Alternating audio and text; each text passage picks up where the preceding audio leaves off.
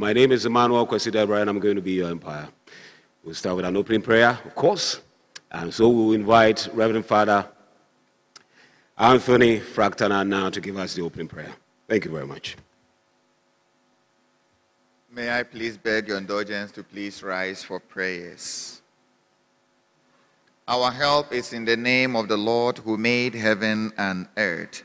Almighty and ever-living God, we are so grateful to you for the gift of our lives. We thank you for gathering all of us to this all-important occasion.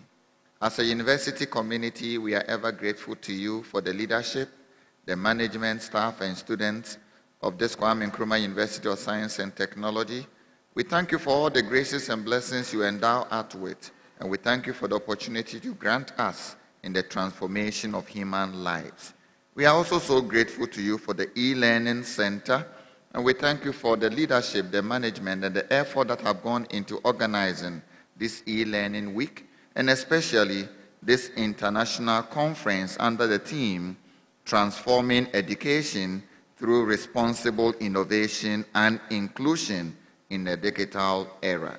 We thank you for all our resource personnel and all our guests. We thank you for how far you have used them to treat us and to inspire us in this theme.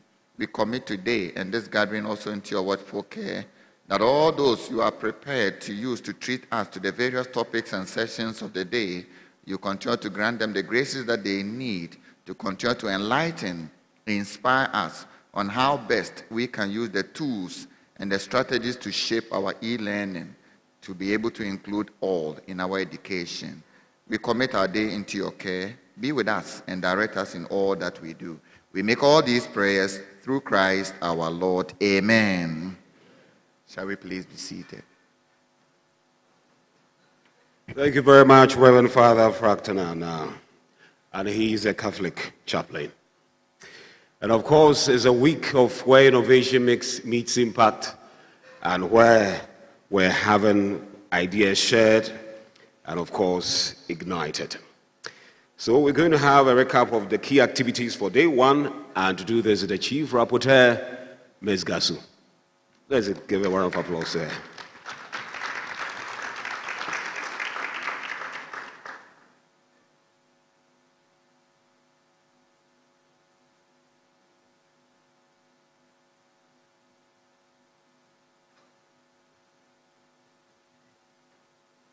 Mr. Chairman, dignitaries in our midst, distinguished ladies and gentlemen, good morning. A warm welcome to you all to day 2 of today's conference. I'm Rhoda, and I'm reporting as the Chief Rapporteur for the conference. And my duty here this morning is to give a recap of everything that transpired yesterday. So yesterday marked the first day of our conference. We had a number of dignitaries grace the occasion with their presence. Please pardon me for any name mispronounced. But then in no special order, thank you. In no special order, we had Professor Ebenezer Malcolm, the Pro-Vice Chancellor of the Ghana Telecommunication University, Dr. Margaret Korsek, Dean of Online Teaching and Digital Education, University of Leeds, UK. Mr. Sakib Nazir, CEO of People's Pension Trust and FinTech entrepreneur. We had Dr. Kim Welch, who is the Principal International Designer and Trainer at Arizona State University. Joining us virtually, we had Dr. Michael Gallagher, who is the co-director for the Center for Research Education, Edinburgh. We also had Dr. Karen Rosamine, who is the head of the Digital Learning Innovation Center for the University of West Indies Global Campus.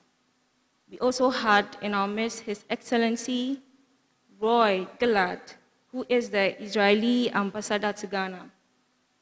We also had Niv Gross, VP Technology and Information Systems Center for the Educational Technology Israel. We also had Mr. Berthold Kobe Winkler, also known as Udemaya, and many more. Following an opening prayer by the university chaplain, the conference commenced with an opening address by our very own director of the E-Learning Center, Professor Eric Apau Asante, establishing the purpose and expected outcome of the conference. He emphasized the significance of this conference as a strategic convergence for reflection and learning, and as a space for embracing change in the ever-evolving digital ecosystem. He highlighted that digital revolution has come to stay with us, and the question is no longer whether or not to change, but how to lead the change, and for whom. Digital revolution must not leave education behind, and education in turn must not leave anyone behind, he said. Thus, the theme for the conference, transforming education through responsible innovation and inclusion in the digital era. The opening remark was followed by the Vice-Chancellor's address, which was delivered by the Pro-Vice-Chancellor, Professor David Asamoah, in the stead of the Vice-Chancellor, Professor Mrs. Rita Akusia-Dixon. Moving on, we had a short storytelling session of the journey of the KNUST E-Learning Center, documenting the inspiration behind its conception, its numerous collaborations and achievements, and its progressive development. We were privileged to hear from Dr. Margaret Korsek in the first keynote address on the topic, Transforming Education Through Responsible Innovation and Inclusion in the Digital Era. Drawing on innovation and inclusion as critical crossroads in the integration of digital technologies into education, she highlighted the need to ensure a balance between the two, stating that, quote and unquote, technology without inclusion marginalizes, and inclusion without innovation stagnates. She emphasized that inclusivity could mean different things for different segments of people. Hence, a way to ensure that in an academic space is to design for the learner and not the institution. Also, innovation landscape should be navigated to extend and not to replace authentic human engagement and purpose-driven learning. Up next, we had a special address from His Excellency Roy Gilad, the Israeli ambassador to Ghana. Thereafter, we had a series of presentations. We had Saqib Nazir, the CEO of People's Pension Trust, fintech entrepreneur, deliver a talk on the topic, Bridging the Digital Divide, Lessons from Fintech for Inclusive Digital Education. We also had a virtual presentation on contemporary trends in digital education, which was delivered by Dr. Michael Gallagher, the co-director for the Center for Research Education, Edinburgh. And also we had a special address by Dr. Karen Rosamin, who is the head of the Digital Learning Innovation Center for the University of West Indies Global Campus. Yesterday, right here in this auditorium, we witnessed the launch of the first ever e-learning journal, which is the Journal of E-Learning Research and Practice. The launch was done by the Provost of the College of Agriculture and Natural Resources. He stood in as a representative for the Pro-Vice-Chancellor, and he was assisted by the e-learning director and the journal committee. Following that, we had His Excellency Roy Gillard, Professor Eric Apau Asante, the e-learning director, and the representative of the Pro-Vice-Chancellor officially opened the exhibition and poster presentation session. We had the Kofi Annan International Training Center, Mojo Life, DigiVibe, the Department of Indigenous Arts and Technology participate in the exhibition, and we had about 15 students delivering poster presentations.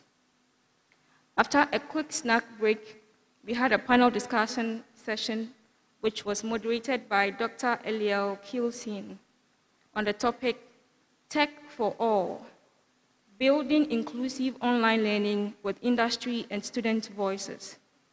The discussion featured a blend of esteemed panel members. We had Mrs. Oforiwa Owusu, who is the Administrative Manager for Women's Heaven Africa. We also had Mr. Michael Gawuga, the Head of Technology and Materials Development.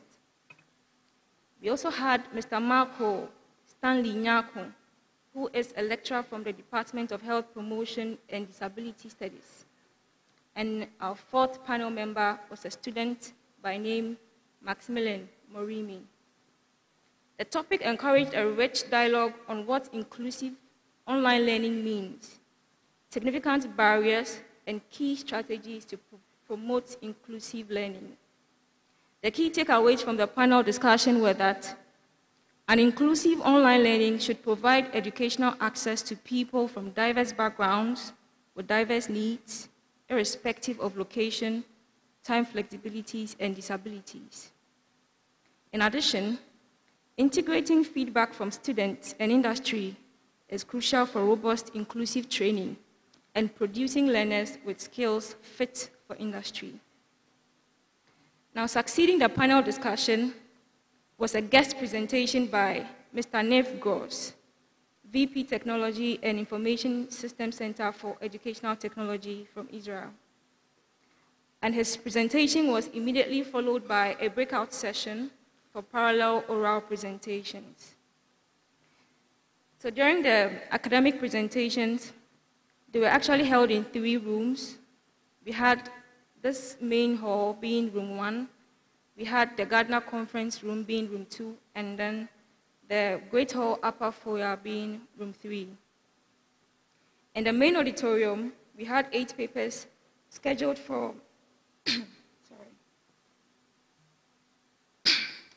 scheduled for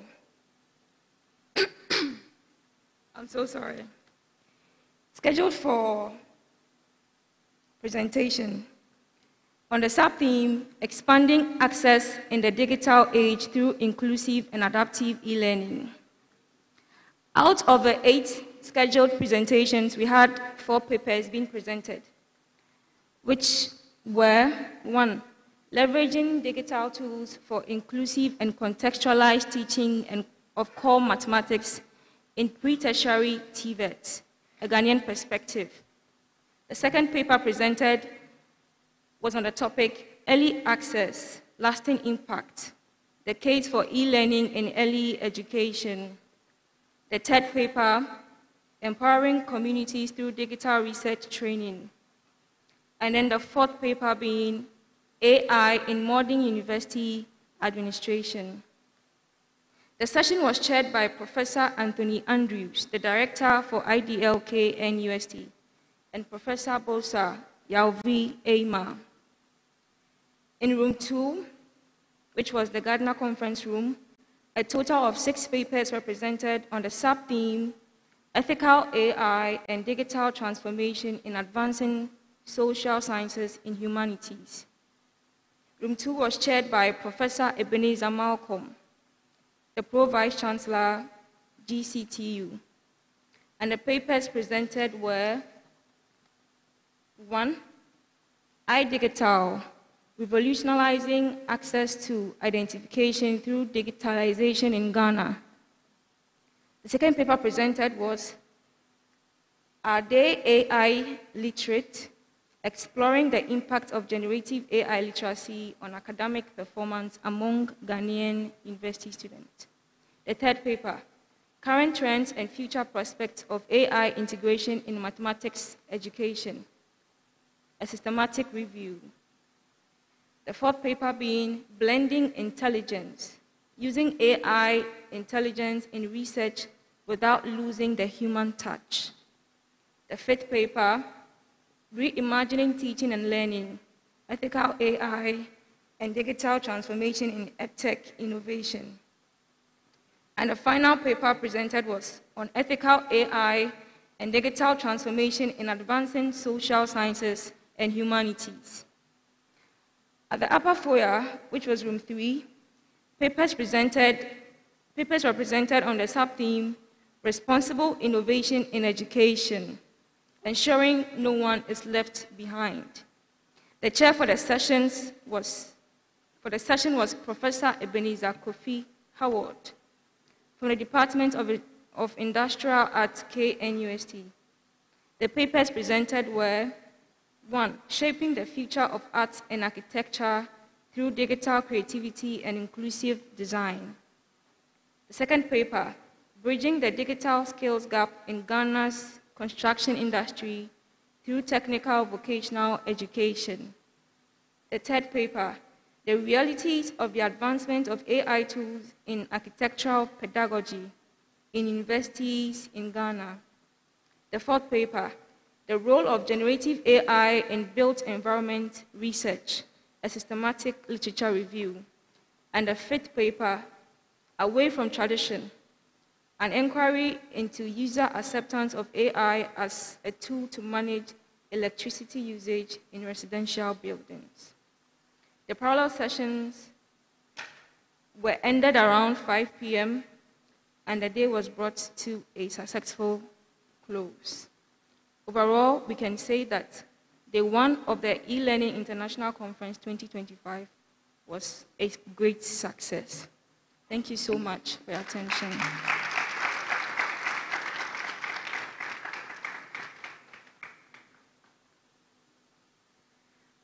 Ms. Gasu, thank you very much. I know you needed a bit of fluid, but that was a fluid delivery. Okay, so we go to the presentation by our special guest. And he's the CEO at FEDEMS Limited and is going to speak on AI automation and the future of engineering education. Let me tell you a bit about our speaker, Felix Achrim. Felix Achrim is the Chief Executive Officer of the FEDEMS Group, a company he founded with the siblings in 2014. Now, he is a certified professional engineer by the Ghana Institution of Engineering and has close to 2 decades of expertise in project management and civil engineering.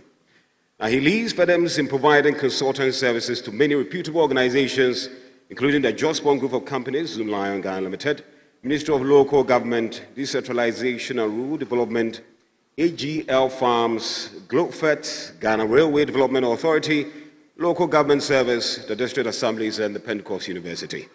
Now, under his leadership and guidance, the FEDEMS Group currently operates 9 subsidiaries. Now, FEDEMS was established primarily to create employment opportunities and provide training for young professionals, and he has no regrets as a company aspiring to build a culture of high-performing personnel in consultancy and professional services. Felix intends to grow the business into a vibrant company capable of competing fiercely with international firms. Now, Felix has had an outstanding professional career. He began as a geodetic engineer and topographical survey specialist with associated consultants working on projects such as the Achimota, a transport terminal extension, Millennium Development Authority, that's MIDA, and the Volta Regional Road projects from 2008 to 2011. Additionally, he held the position of Estate and Development Manager for Pentecost University from 2012 to 2018. Now, furthermore, Felix received recognition in the consultancy and professional services category as a winner of the 2022 40 Under 40 Awards. And this prestigious award honors influential and accomplished young business leaders under the age of 40 who have demonstrated business growth, professional excellence, and community service. Now, throughout his life journey, Felix has been greatly influenced and inspired by 2 accomplished Ghanaians. The first is Engineer Lawrence Achrim, his father, who instilled in him professionalism, strong work ethics, and a focus on family and spiritual life. Now, the second is Dr. Joseph Ejapong, the executive chairman of the Jospon Group of Companies, who has positively influenced Felix's social and business life through his philanthropy and humility. Now, he's married to Lady Pearl Achrim, and they are blessed with 2 beautiful daughters, Enam and Enyonam. Now, with his education, he's a product of Presec Legon 2001, and Felix is also a product of KNUST. A round of applause for Felix. is a proud alumni. And he did genetic engineering, that's 2006, and Felix holds an MSc in construction project management from the University of Manchester, UK, 2012. Now, in addition to his professional achievements, Felix has presented papers at conferences and co-authored articles that have been published in renowned research journals. Now, let me just mention some of the papers. Now, so in 2015, he published The Management of the Design Process in the Construction Industry. That's the title of the paper, in the International Journal for Architectural Research. And he also did a risk overview of electrical safety practices in commercial workplaces in Ghana. And that was also published in the International Journal of Engineering and Innovation. And he has many conference papers, Green construction methods and materials for sustainable future infrastructure development, the case of decommissioning of coal landfills, the menace of sanitation situation in Accra. With a round of applause, let's welcome Engineer Felix Ashrim. Thank you very much. I like the way he speaks, and he's putting a lot of pressure on me because my English is not like his. So, pardon me. And good morning, Chairman, and all special guests, professors. It's very difficult to stand before professors and academics to make a presentation. And that's why I didn't want you to mention the papers. Otherwise, they'll think I'm a scholar, but I'm not. So, and good morning. Usually, when I stand behind the pulpit, I say praise the Lord. So I was confused. I didn't know whether to say praise the Lord or good morning. Today, thank you for the invitation, Prof. And I'm glad to be here. I want to thank my brother, David Adoba, as well. And my big sister is there, Gifty. So for Mami Gifty, this is Gifty Auntie. She's my big sister, so she's sitting in there. I want to thank you. Today we are going to look at AI automation and the future of engineering education. I am not an academic, so pardon me, I may not be able to go the line you want, but let's hope that I'm able to make some sense. I have about 20 minutes to finish this, so I'll make it snappy and we'll be done. So, what are we going to be doing today? We'll be looking at, I think I overpressed.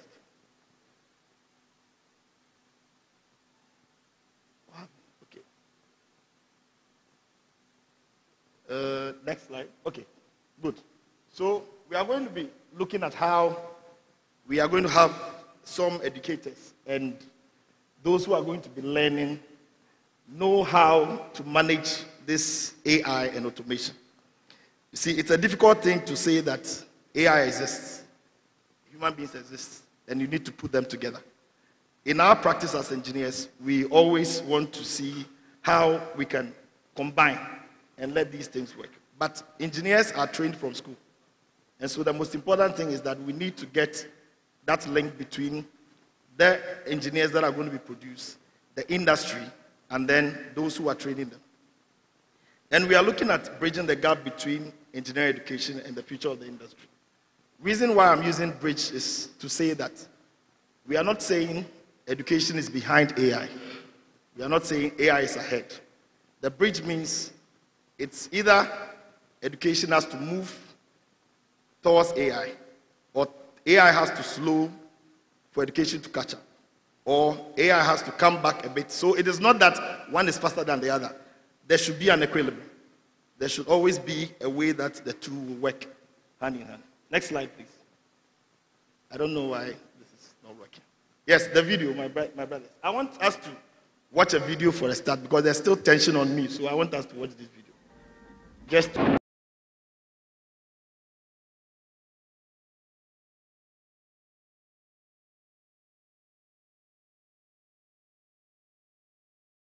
And we need to know that we are moving from the age of just factories to an age where we are combining machines in factories.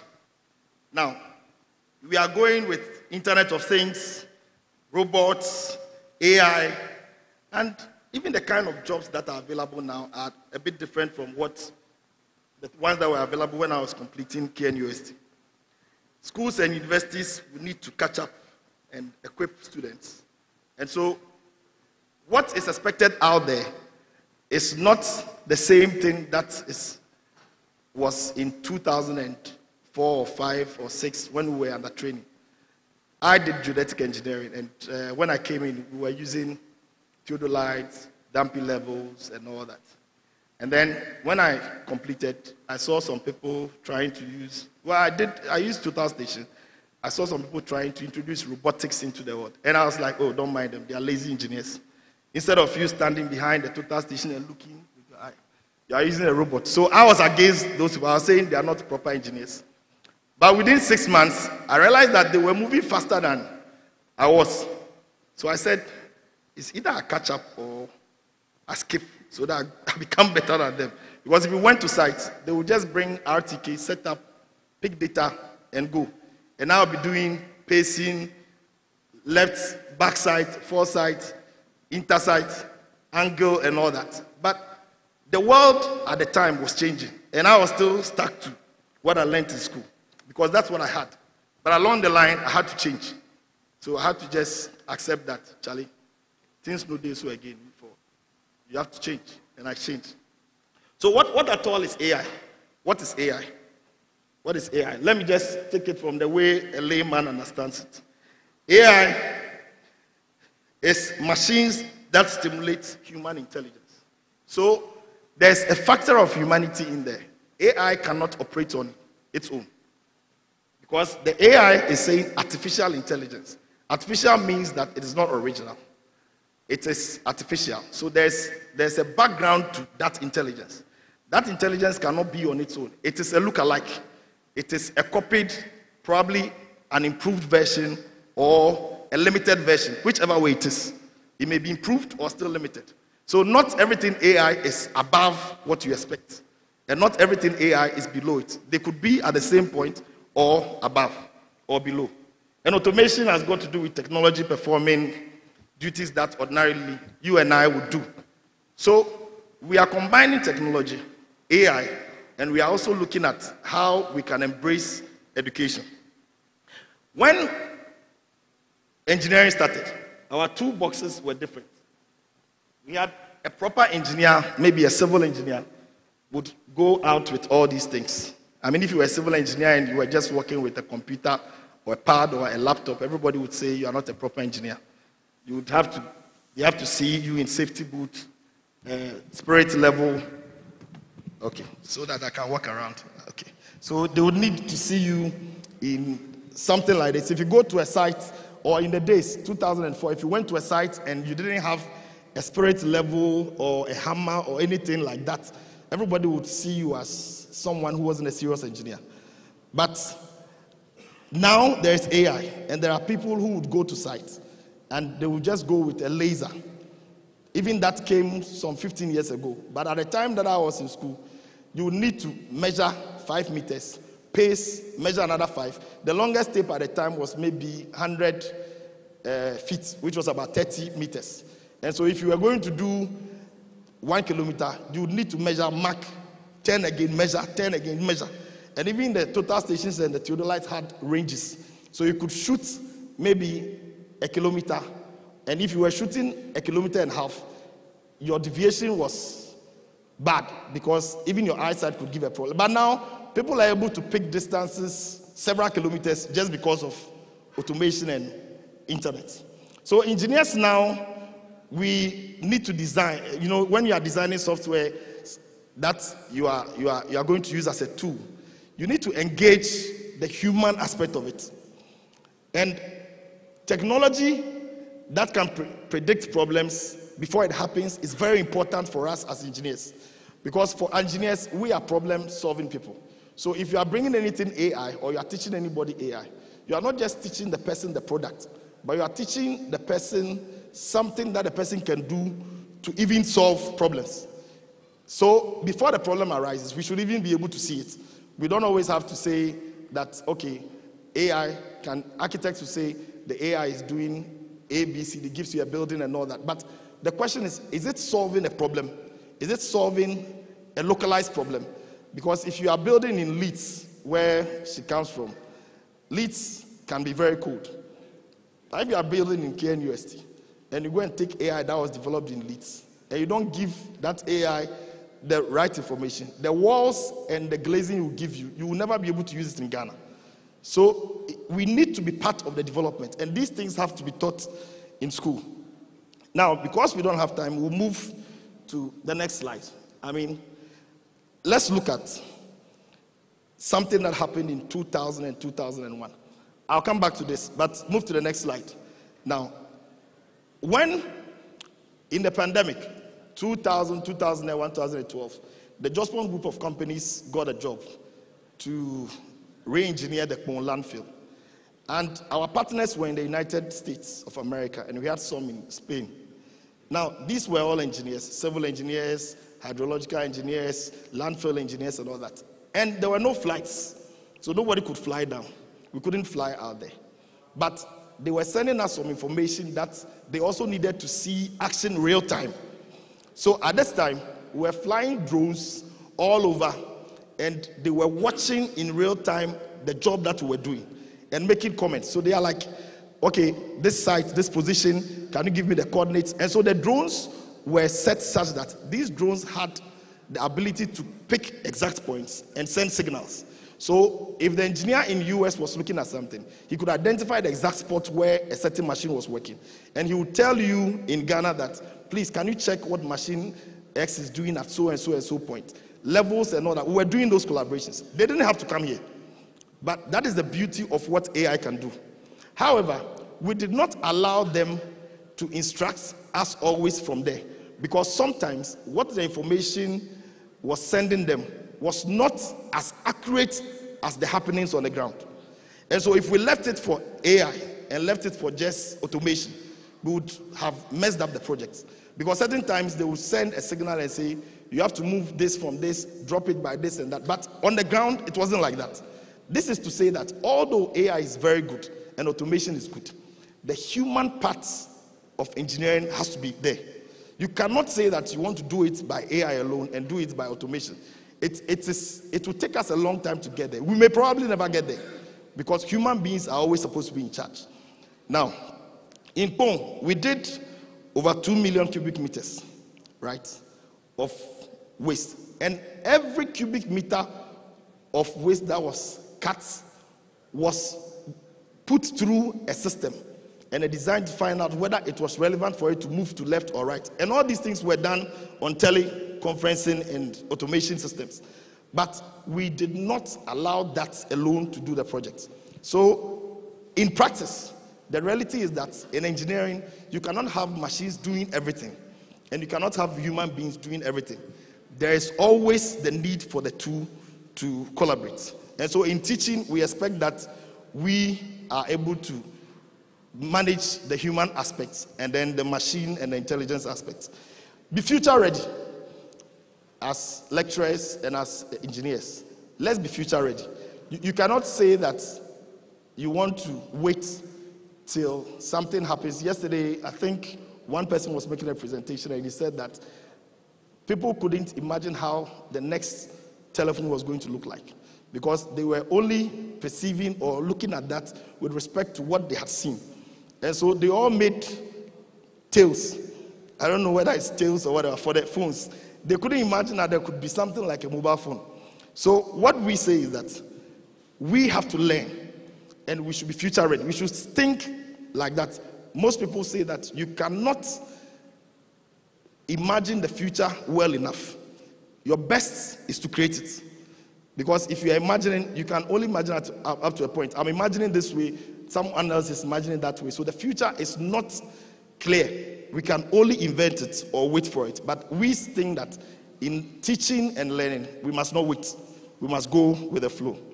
So we will say that empowering future engineers, we must update the curricula with emerging technology and skills. We must also foster industry and academia partnership. In FEDEMS, we try as much as possible to take a lot of students on training and show them current trends and let them know that what they are doing in school is not a cake, because what they are doing in school gives them the basis of engineering. Many people think that the old methods shouldn't be used again. Maybe the way we went about the old methods can be changed, but the principles still have to be known. If you teach everybody how to use AI and you teach everybody how to do automation, when automation fails, they can't solve the problem. When AI stops for a minute, they can't do engineering. So the basic principles have to be taught. And so it is good for architects to still know how they do arcs and all that. But just that we don't have to place too much emphasis on it. But they should understand. So that when he's using the computer and it crashes, who says computers don't crash? If he's using a computer and it crashes, and he has to deliver something to you tomorrow, does he have to go and start the drawing on another computer? He should be able to understand basic principles to give certain things out. And so that's important. So we do that, encourage training in the industry. Students should go to the industry and learn. And then you can also help industry by telling us, we the engineering practitioners, how innovative we can become. Because for businessmen, our innovation is in how we should make money. Yeah, so we need you as academia to partner with us, to teach us that it is true you want to make the money, but you can make it this way, add this to it, it will make it faster. But we need to collaborate. And the faculty must lead, because all the people you produce to come to the market are coming from you. They don't come from us. We only equip them in some aspect, maybe 20%, but 80% of it is what is received here. So the academia and the faculty must lead that. Now, the best way to predict the future is to invent it. The best way to predict the future is to invent it. Now, I'm going to end in the next 2, 4, 5 minutes. In Ghana, we say 10:30, 10. We never say 10:30 or 10, because it has to be between 2, 4, 5.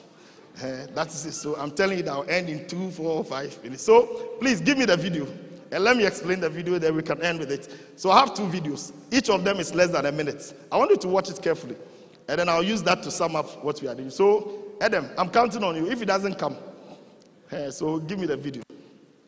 So let's watch this again. You know this is what you watch. Now, let me end this way. You see, we watched the first video. Let me start with the second one and go to the first one. When you think that you are well informed enough and you don't want to learn again, disaster will come. And when you don't teach the people who work with you how they should learn and how modern they should become, they will have problems. This particular guy had been watching the white man move the vehicle because he was always with him in the movie. So he knew that the first thing was to get the keys, start it, push something or pull something, and then shift the gear. As to where to shift, he never looked at it, just shift. And all he needed was to one day get the key. So he got the key, sat in the car, started it, pulled the handbrake, and shifted. But which shift was he making? Reverse. He was looking in front and he was going. At the point, he jumped off, and the owner had to come in to come and correct it. This is what will happen if we don't engage well. If we don't engage well, AI will fall into the hands of the wrong people. And when it falls into the hands of the wrong people, there can be great disaster.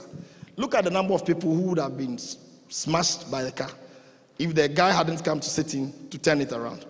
So what it means is that you cannot leave engineers or students out of the changing world.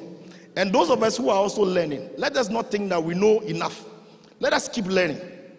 Let's keep learning so that we know the right things to touch, the right strings to pull, and the right objects to move. The first video shows that, you see, the man was driving the car, technology. He goes to a point, he's climbing, and then he had to pull a choke so that a choke or whatever they call it, so that it doesn't have to go back. So he does that. The car goes back, and he chases the car. The car goes to another hill, comes back. What it means is that both are interdependent. Industry or automation or AI is dependent on human beings, and human beings are also dependent on them now. If there were no vehicles, the man would have climbed the hill himself. But once the vehicle came, he started driving it. Now the vehicle left, but what happened was that the vehicle couldn't move on its own. So he had to come back for the two to find an equilibrium. So our claim as professionals in the industry is that there should always be an equilibrium between the human and the automation and the AI part. You cannot let AI be ahead of the man or the man be ahead of the AI. Whatever happens, at a point, they will come back. If you leave AI to go too far, AI will get somewhere and AI will get stuck. AI has to come. By that time, you would have spent too much money. And if you don't follow AI well, AI will leave you. But at a point, you will have to come back because both of you would have missed a long journey. The vehicle went back and came. You would have lost wear and tear if you didn't even use fuel because by gravity, so no fuel. But wear and tear, tires and things would have gone off. The man followed, ran up and down, lost energy. By the end, they had to come to equilibrium. So what I'll end with is that let us not always think that AI is more superior than human beings. And let us not think that human beings cannot work without AI. But AI is augmenting us. Automation is augmenting us. So in practice, let us blend the two and find the right proportions. In certain countries, you may need more AI than human beings. In some countries, you may need more human beings than AI because Africa is a labor-based economy. And so you need a lot of people to work. But you train them in AI and give them an equilibrium so that both can function. The future of engineering is not tomorrow. It is happening now. So it's better young engineers go into AI and learn and come out as people who know engineering and automation and AI. And we have to embrace the new technologies. We can't say that this is how we do it, this is how it's never going to work. I did it for some time and I had to stop because it wasn't working for me. But together, we have the power to reimagine education. Let's stay grounded in human values and thoughtful choices. Let us not leave everything to machines. Because at the end of the day, there's somebody at the back who is working on it. So let us use AI, but let us apply our intelligence as well. When you have it augmenting your intelligence, it makes you better. But if you leave it for it to do all the things for you, you become a dull person. I'll end with God bless you. Amen.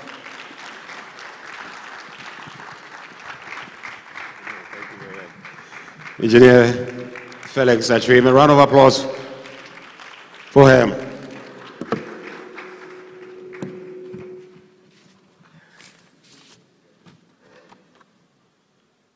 Yes, we have to learn and we must be future learners. You know, talking about the equilibrium, I met some students interacting and they were saying that have you consulted Auntie Jenna? And I was wondering, who is Auntie Jenna? So, oh, Auntie Jenna, Auntie Jenna will do it for you. So then I asked them, and Auntie Jenna is ChatGPT. So that's how the students call it. But students, remember, there must be equilibrium. Okay. So then we have another special guest presentation, and it's by Dr. Margaret Korosek. And it's going to be on virtual labs and AI and expanding access to scientific discovery. A round of applause to Dr. Margaret Korosek.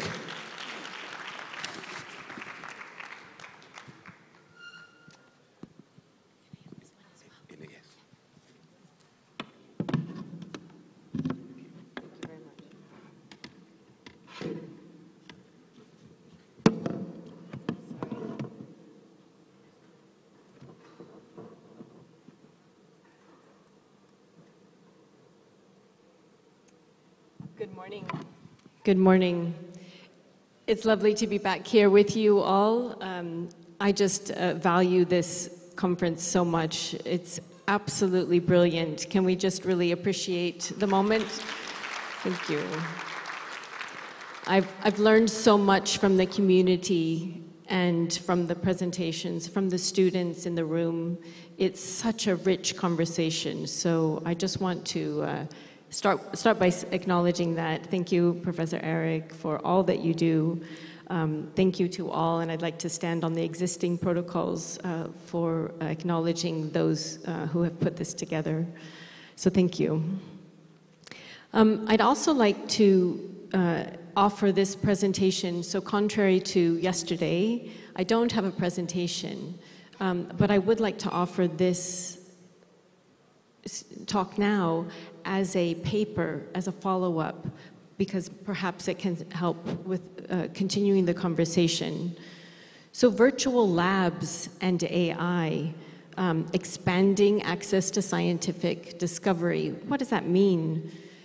Only 10% of secondary students in Ghana have access to dedicated science labs in their school, and that number is more than a statistic. It's really a barrier to dreams of becoming the doctors and all of the things that we know, engineers and innovators in this space. But what if students could conduct experiments virtually? What if they could access that from anywhere on just a basic device with connectivity? So virtual labs enhanced by artificial intelligence does make this possible. It represents a shift from teacher-centered knowledge transfer to experiential learning and student-led inquiry. To say to every learner that your experience is not limited by the confines of the building that you're in, by geography or the scarcity of what you have. It's more than technological progress. It aligns with our sustainable development goals and quality education. It's about expanding access and inclusion, so much that we talked about yesterday as well. How is it accessible and how are we making this education inclusive? This is a way to do that. I'm inspired with the work here already and underway locally, and draw your attention to the 2 papers in the proceedings of this conference, including paper 2, proposing a framework for integrating artificial intelligence into virtual labs, and paper number 8, demonstrating that virtual labs as a tool for enhancing the visual arts and students' attitude towards learning integrated science at a technical high school. I found those 2 papers fascinating, and so I just wanted to call them out because it's really worth looking at everything there. So the challenge I've just shared is certainly not unique to Ghana. In fact, millions of learners globally lack access to physical labs. The traditional science lab model is costly, resource-intense, and very difficult to scale, especially in underserved regions. Setting up a single chemistry lab can cost millions, thousands of dollars, if not more. Adding staff, safety protocols, upkeep, maintenance, the reality becomes very clear that too many students are excluded. Even at the University of Leeds, our chemistry building needs significant investment to maintain the building and the lab facilities. This does not account for investment in innovation, in the next level, in what you've just talked about in the previous presentation. That's just to maintain existing facilities. To really build something even more, it does take more. And so, to build this multi-purpose and interdisciplinary that we would want, there are still barriers there, even when we would expect that to be in place. And what happens when the students never do get a chance to do science, and only read about it or listen to a teacher telling them about it? They disengage. They lose confidence. They're not able to experience that for themselves. They miss the chance to be curious. So these challenges reflect systemic inequalities, urban versus rural, private versus public, high income, low income, connected versus disconnected communities. And so science becomes something reserved for a very few people rather than exploration that is open to all and should be open to all. So virtual labs change that. They are simulated, interactive lab environments accessible on a computer or mobile device. Students can run experiments, test hypotheses, analyze outcomes without needing the physical equipment. They're safe, repeatable, and accessible. They can be paused, replayed, and personalized. No risk of chemical spills or broken glassware, just a deep hands-on learning. When I thought about the broken glassware, I remembered in my own high school, my neighbor at the neighboring station, his beaker blew up. I thought nothing of it until I got home and my blouse had holes all over it. And so I think there were not any health and safety standards of wearing the apron at that time in my own high school. But you know, there are risks to the physical as well. So there's an opportunity there to keep it safe in that space. But some examples of virtual labs. The PHET from the University of Colorado Boulder, you know, offering free simulations in physics, in chemistry, and more. So part of what I'm sharing here is that it is within reach now. There are open resources that you need to explore and see for your context what would be really relevant. O-Labs in India have done amazing work building capacity for schools without the lab infrastructure. Edumedia, known for interactive science and where you can combine different things to create a plan for your own needs. And of course, there are industry providers as well. And so virtual labs also span all of the sciences. You know, originally, when I think of a virtual lab, I'm thinking, well, chemistry, maybe biology. Kim, you've mentioned, you know, fish, dissecting fish and things like this. But think about the life sciences, think about engineering, think about health, mathematics, even behavioral sciences, right? So when we think about virtual labs, it's the full breadth of science inquiry when we're really diving deep into the scientific process. And so that I just want to leave you with as well. It's not a substitute, but it's a supplement, okay, that can reach everyone. Students benefit as well from accessibility across devices, repeatability, and the safety element. Real-time feedback, self-paced learning, and that independent learning can be so powerful. Problem solving and applying what you have just learned and seeing the impact, right, in a safe way. So AI adds a whole nother dimension. I love what you've just said because this is so important. What can AI do in the context of a virtual lab? Think of it being a mentor, right? Think of it being guiding students, giving that nudge to the next level. It becomes a co-educator, helping students think like scientists, explore and experience like a scientist. Also as a lab partner. You know, I mean, that was the fun part about the lab class I remember in high school is you were sitting next to your friends, actually, and playing with this, you know, different chemicals and just kind of seeing it, smelling the sulfur. You know, I can still smell the sulfur, actually, right? It's like, it's really strong and it's very tangible. Well, we may not have those smells in the virtual unless there's maybe there's a 4D experience coming. Let's explore that. That's a provocation for one of the students out there. I'm sure you can figure that out. That would be a really good one. Because exactly, the smells are something I take with and I remember. Well, you may not have that in the virtual lab, but I will watch this space. I think someone might come up with something there. Yeah. So who benefits? I mean, clearly, I think the opportunity really is that students can benefit rural, underfunded areas, those without. But as we have also said, even at the University of Leeds, even when we really should have this amazing chemistry lab, it's just out of reach, or it's limited by space, capacity.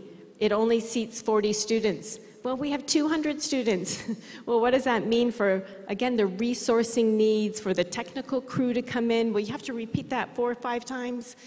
That's also not really at scale. So regardless, those physical spaces are not supporting scale anyway. So we need to complement it with a virtual lab offer, and that benefits the institutions, it benefits the students equally. So, well, we shouldn't pretend though that this is universal. We still know that connectivity is a problem, devices are a problem, digital literacy is still a problem, the designers that help build this into the curriculum, what is the national curriculum? Would it even recognize virtual labs? Right? There are a lot of things to consider in, virtual doesn't automatically mean equitable. That should be really clear.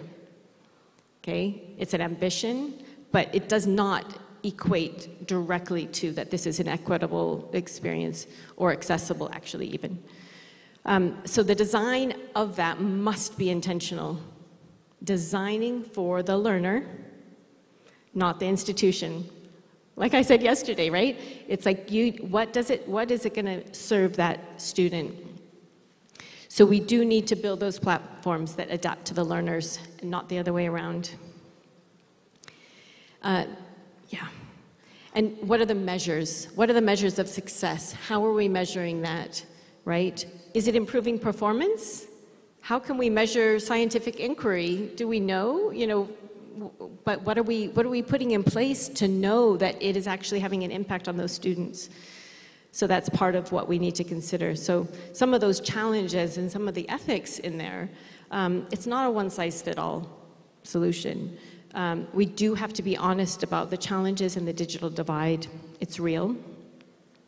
Connectivity, bias in AI, also, where does that come in, and how do we actually not continue down a rabbit hole that actually is not going to be supportive? Educator readiness, we've talked a lot about that. How do we support and build that capacity or build the support that helps the academic community? And of course, data privacy, surveillance, all of those things.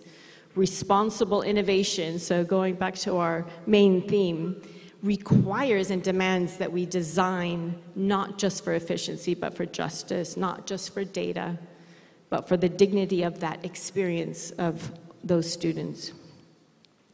So, coming to the end here, what might the future look like?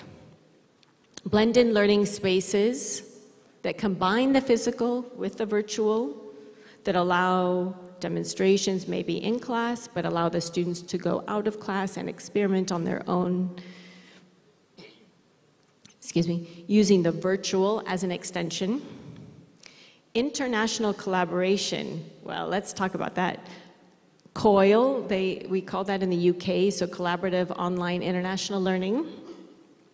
Generally, that's in the humanities. We talk about language learning, and we talk about having a conversation with someone when you're learning the language, but actually, wow, how powerful could that be to do that type of collaboration with students in the same kind of class, talking about their experiments or showing their experiments live in the virtual.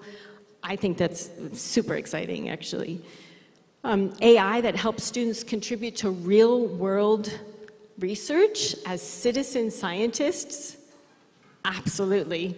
I mean, what an opportunity. Just as we see so many students here, showing up for this conference, being really involved, being really, gaining confidence, gaining skills. Well, same for our education and science. What's the real problem that you might be able to solve? Well, get in there and roll up your sleeves and try it out. I think that's a great learning experience. So, yeah, I think the limitations of school budgets and location does not need to be the case. I think we do have a future that is worth working for and figuring out. So what we can do, some final thoughts here. For educators, embrace the tools. Just try it. Don't overthink it. Don't think you've got to get a big budget. There are open educational resources. Just use them, try them, figure out, or give it to the students. The students will figure all sorts of things out, right? You don't have to define it all for them. Just show the route and let them explore. Policymakers, there's lots there. What's the investment needed, right? Which policy would recognize this in the national curriculum or any kind of other frameworks, including assessment frameworks?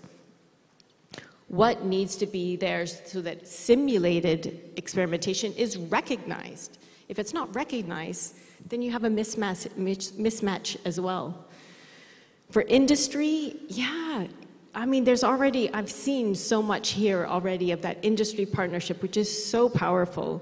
I think it's done much better here than elsewhere, I think. I've seen, but don't just sell products to educational institutions. Just don't.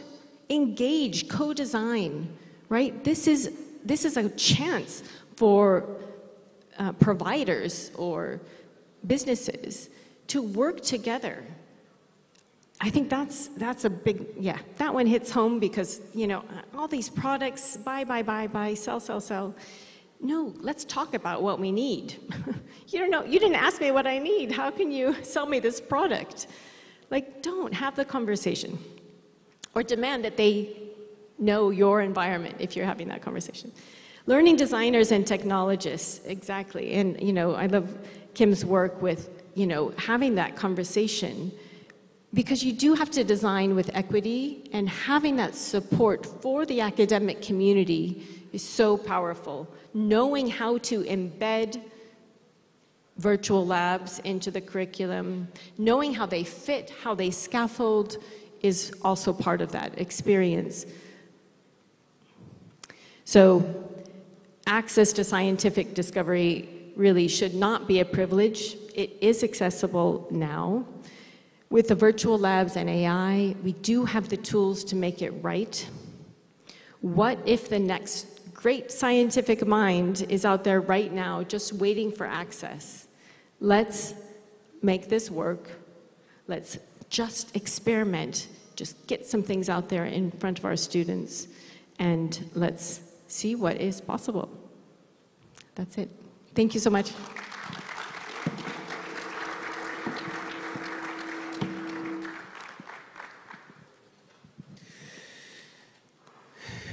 Thank you. Dr. Margaret Korosek, another round of applause for her.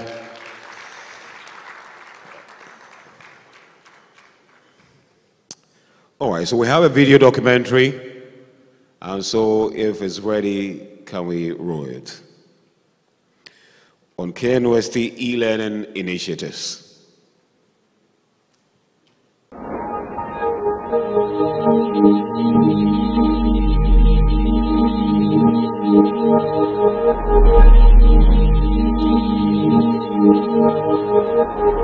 Please, is it ready? When you hear e-learning, what comes to mind? Maybe laptops, maybe students in labs, maybe strong internet and smart classrooms. But here, it means more. It means learning with or without the perfect setup. It means reaching students wherever they are with whatever they have. It means making room for those who never thought they could learn this way. This is a story about technology and people. At KNUST, we've listened. Before entering the university, some students told us they didn't have computers. Others said they studied with no internet. Still, they showed up, learned, and passed. We knew we had to do something. So we started building, not just facilities, but chances. Chances to learn, to teach, and to grow. At the KNUST e-Learning Center, that is what we do. We support online teaching, we support online learning, and we keep asking, how can we make digital education work for everyone? In the first half of 2025, the KNUST e-Learning Center trained both local and international students, lecturers from different faculties, and tutors from affiliated institutions. Sessions covered how to use a KNUST learning management system, online item writing, instructor presence, and supporting online student success. Digital literacy training was delivered to first-year students, graduate assistants, and teaching assistants. The center also partnered with the Commonwealth and UNESCO to promote digital inclusion. Exams were conducted online university-wide. This is a step in digital assessment.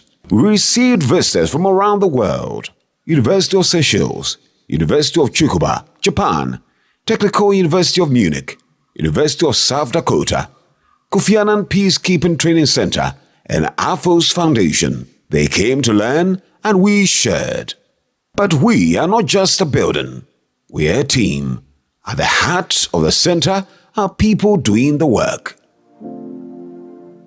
The KNUST E-Learning Center was born out of necessity, but driven by vision.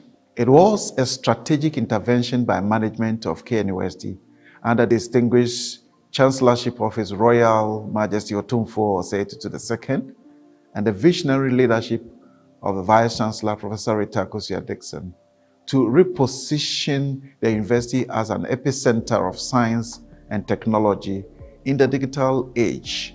So as a center, we work closely with all units of the university to support the implementation of management's digitalization agenda. So for example, with the Institute of Distance Learning, IDL, we collaborate to deliver the online component of the academic mandates. That's 50% online and 50% in person for students. With the library, we partner in the creation and curation of digital learning resources for wider access. And with the University Information and Technology Services, we draw from the infrastructure backbone that empowers our digital ecosystem and our digital agenda. With the Center for Innovations and Capacity Building, we collaborate to run blended and fully online short certificate courses. So collectively, we are building a unified, technology-driven academic environment that responds to the ever-evolving needs of learners and educators alike. We did not just want to respond to a crisis in COVID, but we wanted to lead a revolution in teaching and learning. So our why is simple: no learner should be left behind, and no educator should be under-equipped to teach in this digital age. So from our main campus here at KNUST to the remote corners of Ghana and even across the borders of our country, our digital learning interventions, we believe, have empowered thousands of people, whether through the virtual classrooms, that's our learning management system, or through our capacity building initiatives, or through our international partnerships and the like. The ripple effects of our work have been much felt far and wide. Our blended learning efforts as a center translates in our use of our smart learning classroom at the various lecture rooms at the various colleges. And today, the KNUST Learning Center stands as a benchmark for excellence in digital education in Ghana and across Africa. Our investment in digital infrastructure, instructional design, faculty training, and inclusion has placed us at the forefront of higher education and innovation in our sub-region. And we think that we are not just participating in the future of education, but we are shaping it. Beyond the classroom, we also support administrative functions and knowledge sharing through digital platforms, making the entire academic experience more connected and efficient. The center is increasingly seen as a hub for digital literacy and skills development, not just for KNUST, but for society at large. We have conducted various training programs for external stakeholders, ranging from industry professionals to members of the local community, helping them build capacity in digital teaching, e-learning content development, and digital tools. Through partnership and outreach, we are contributing to a digitally empowered society and supporting the broader national development agenda. What drives our success is the strong collaboration between the center, the university community, and our partners. Personally, I find great joy in working behind the scenes to support this teamwork and seeing the positive outcomes we achieve together. I encourage everyone to engage with us and explore how digital learning can open opportunities for teaching, learning, and personal development. The Instructional Design Unit core duties. Number 1 is to support KNUST's transformation agenda across all 6 colleges. Thus, the unit serves as the bridge between academic content and digital engagement.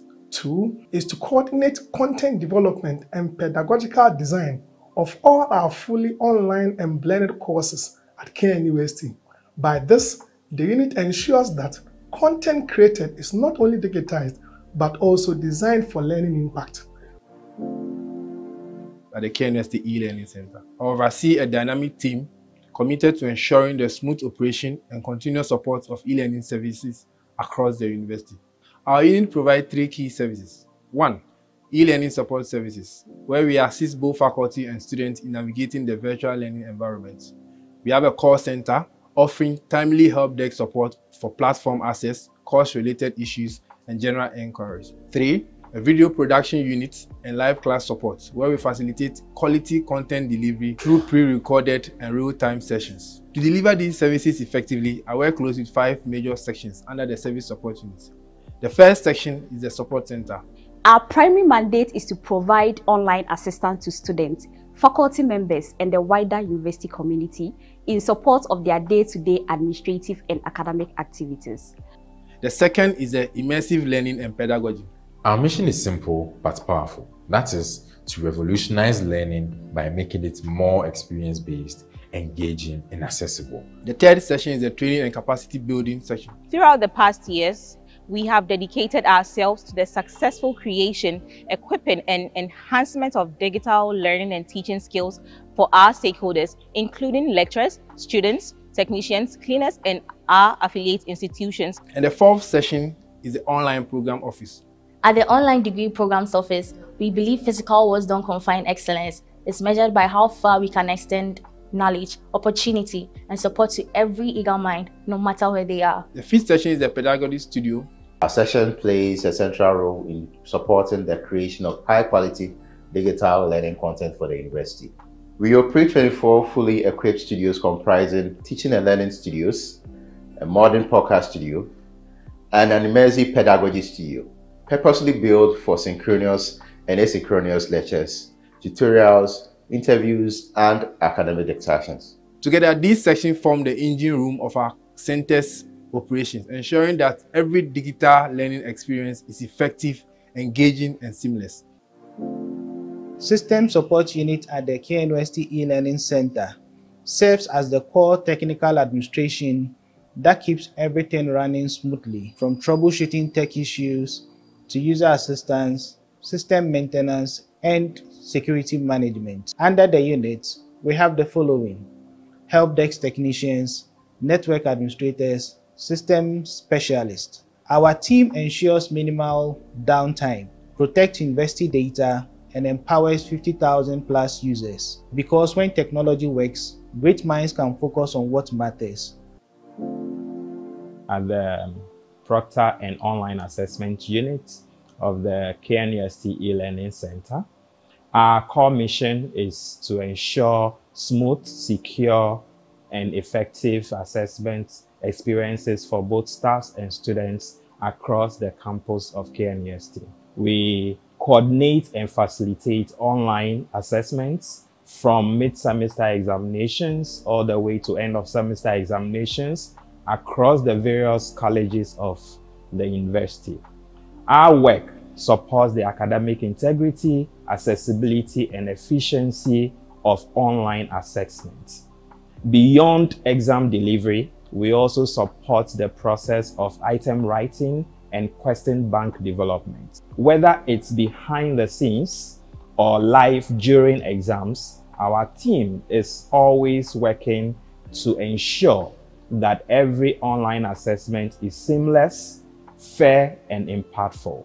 Our future includes the integration of immersive learning and pedagogy resources into education, artificial intelligence enhanced education on all spheres, digital content studio, rural outreach, and even more equitable access to knowledge And our dream, actually, our heartbeat, is not only to digitalize education, but humanize it and make it more accessible and engaging, and then also impactful across sectors. We started something.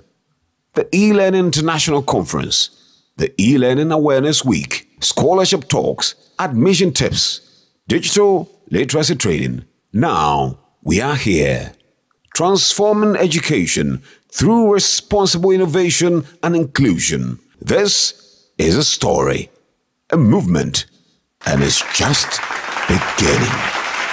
KNUST E-Learning Center, just a click.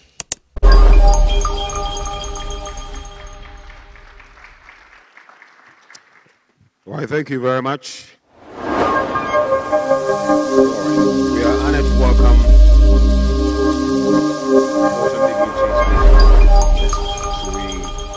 we have Mrs. Juliana Santi, Deputy CEO of Agri Impact Limited. We also have Mr. Abraham Safwa, seasoned diplomat and head of value chain and enterprise development at Agri Impact Group. And let us also acknowledge Engineer Felix Achrim, whose company FedEx is proudly one of our premium sponsors for this conference. So we thank you very much for your invaluable support, and a special thanks to Dr. Diyaw Mumen, Director of the Center for National Distance Learning and Open School in Sendros, for making today's live broadcast possible. So Dr. Diyaw. And we are currently live on the channel MOE, Ministry of Education, the official television station of the Ministry of Education, as well as Tech TV. And also let's acknowledge the University Chaplain. We have the Catholic Chaplain here. Reverend Father Anthony Nah.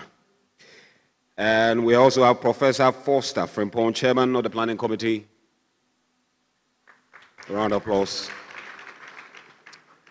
We also have Professor Emmanuel Dinyira. And Professor Christian Cranton, College of Art and Built Environment. Mr. Dan Akwe, CEO of Agri Impact Limited. Professor Ebenezer Malcolm, Acting Pro Vice Chancellor and Dean of the School of Graduate Studies and Research, Ghana Communication Telecom University. And our own Dr. Margaret Krosek, Dean of Online and Digital Education, University of Leeds, UK. Dr. Kim Welsh.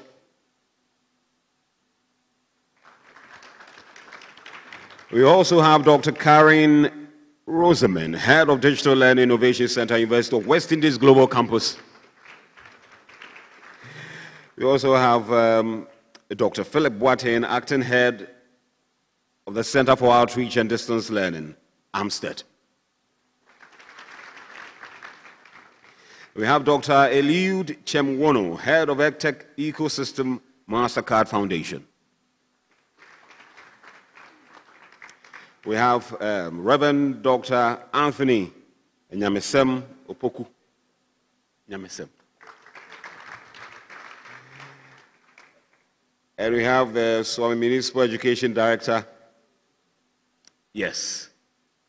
And Dr. David Adoba, and he's one of the directors of FedEx group of companies. Yes, and we've exhausted the list.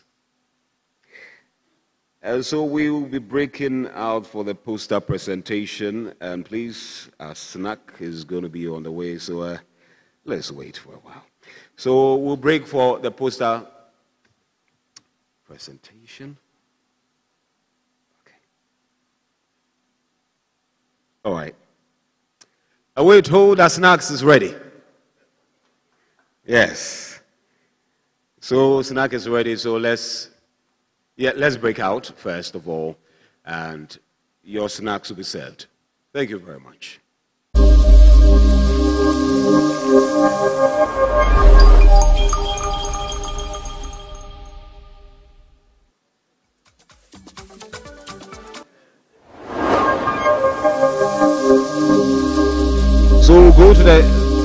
go to the breakout rooms first. So please, let's go there. The breakout.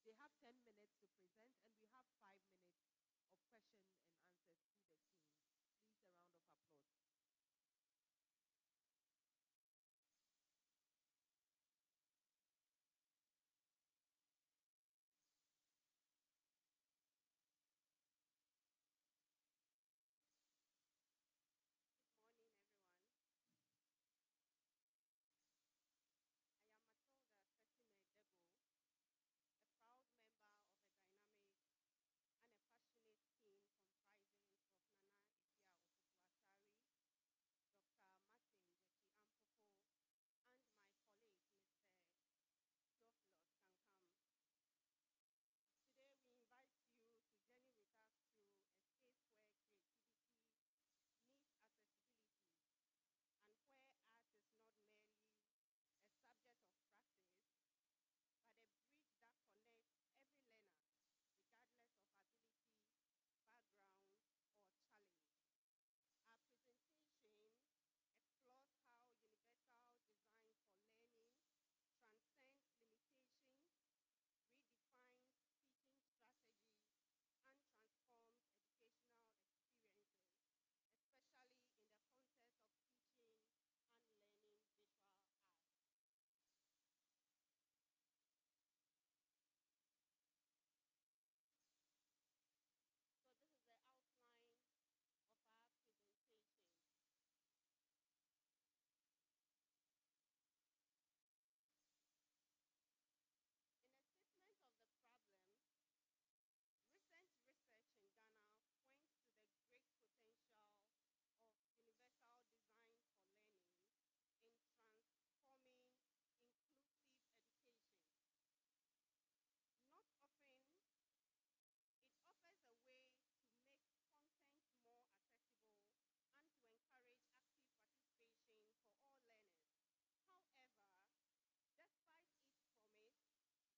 arts classroom at the senior high school level. In fact, it often remains on the fringes of educational practice.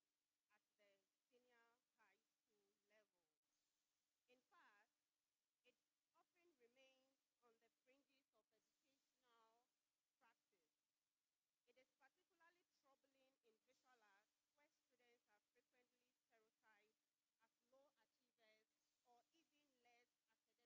in visual arts, where students are frequently stereotyped as low achievers or even less academically able. These biases, rooted in systemic perceptions and justification theories, continue to affect how these students are treated and taught.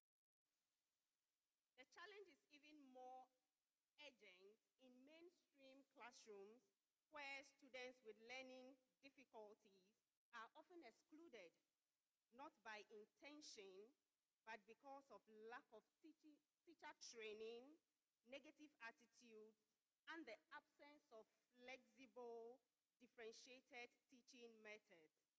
And that is where the UDL framework becomes most critical.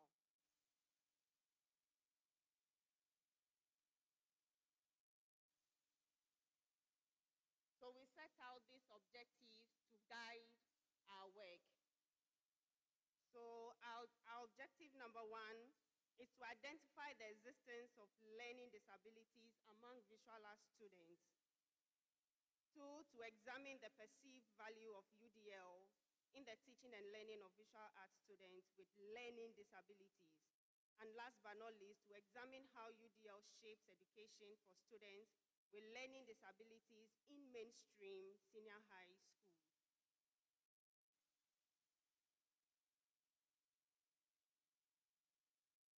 Now we want to look at what universal design for learning is all about. This is a framework that fosters teaching and learning in a variety of ways.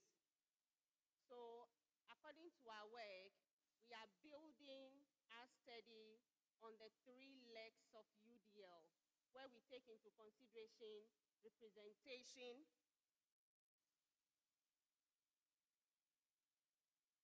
engagement, and action and expression.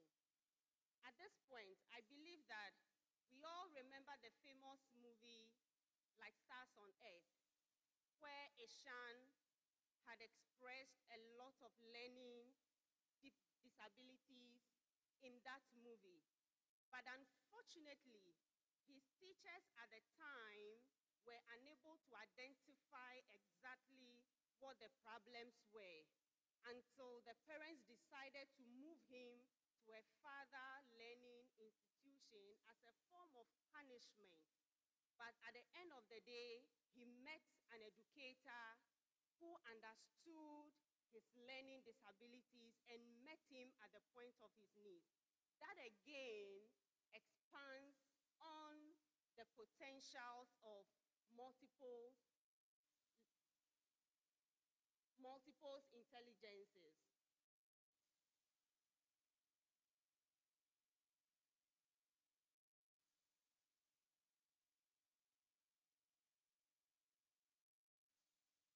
So we want to talk about learning disabilities. So these learning disabilities are neurodevelopmental disorders.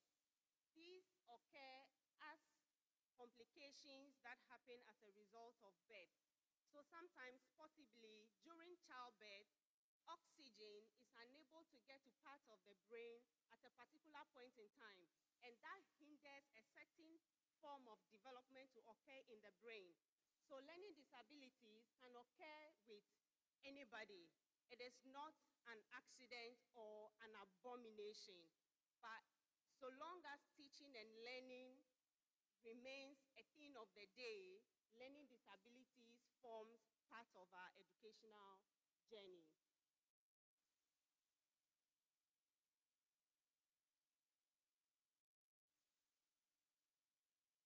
So we want to look at the methodology that was used to do the work. So we use the mixed method approach, where a thorough observation was conducted among these students to assess whether truly they had learning disabilities and how that impacted their academic journey. So 414 students were sampled, and at the end of the day, 100 participated in our intervention, where we used the UDL.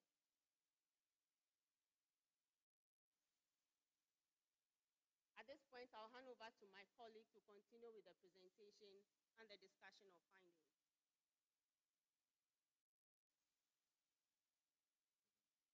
Thank you, Matilda.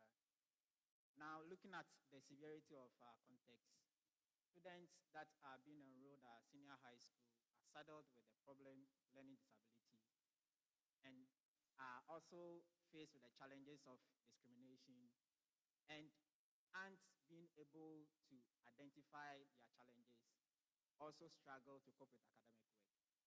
Therefore, we needed to find a way to sample students and see how best these students are confronted with learning disabilities and how best our educational strategies can meet their academic needs.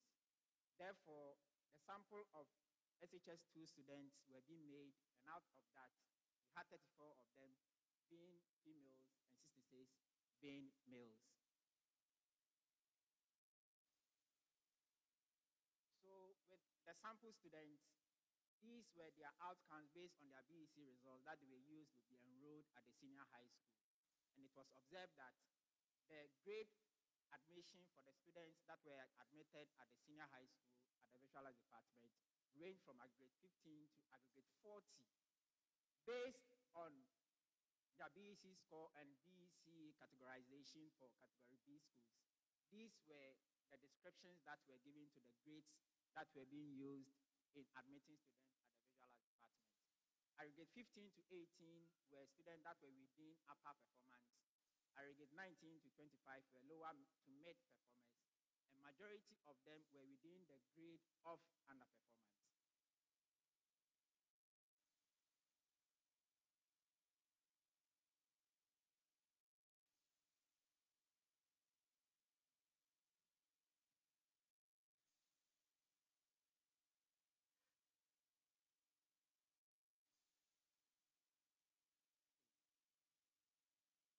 So based on that and based on literature, the sample students were categorized into 3 groups.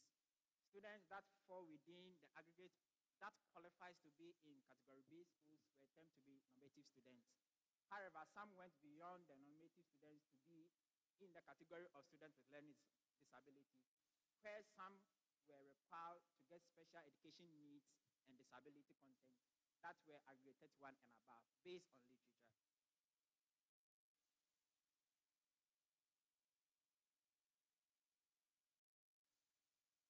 So in the categorization as well, the study was able to identify students with some level of learning disabilities. And some exhibited one form of disability, others were two, and others showed multiple forms of disability. And these are the table that displayed the various disabilities that were discovered.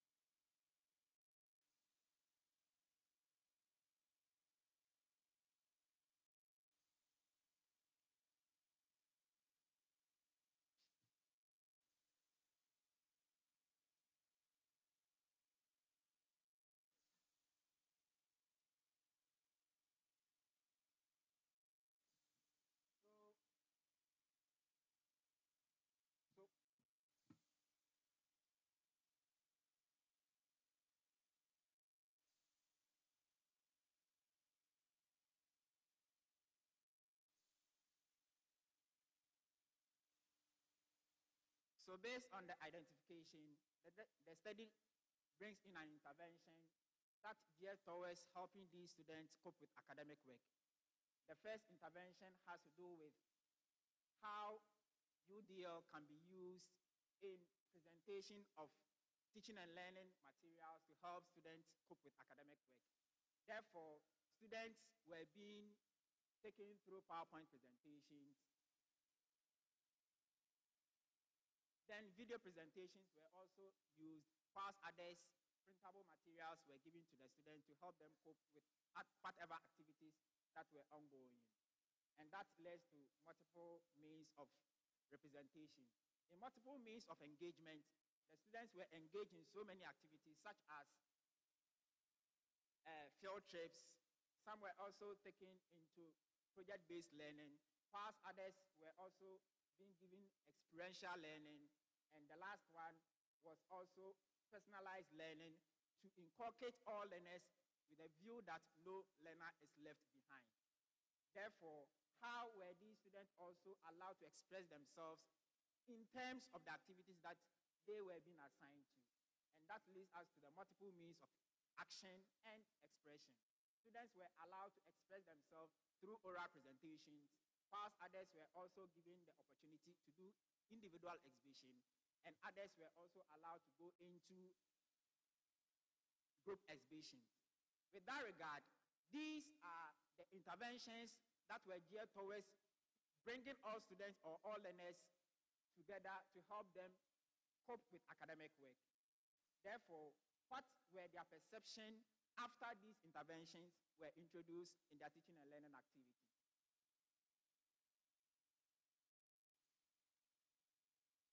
And the table displayed over here indicates that out of the total sampled, the students' multiple means of expression had a mean average of 4.29. Their multiple means of engagement had an average of 4.32, while their multiple means of action and expression had an average mean of 4.28. And when you look at their standard deviation score, they were all geared towards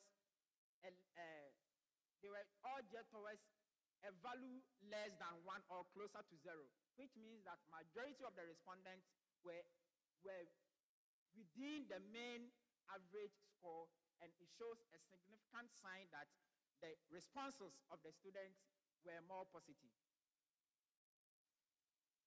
In that regard, how do we interpret that interventions that were being tailored towards students' inclusivity and their engagement to enhance them cope with academic work?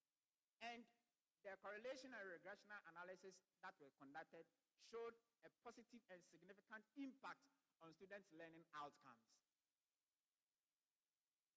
What conclusions are we making? In that regard, we are stating that our students that we sampled showed a clear indication that the visual art student has become a stereotype department or a program that is a less results program being given to students who we deem are learning, who are being deemed to be learning disabled. Again, we also realize that the UDL also helps students to assess and participate in all activities that were being done, and in so doing, their learning outcomes were also improved.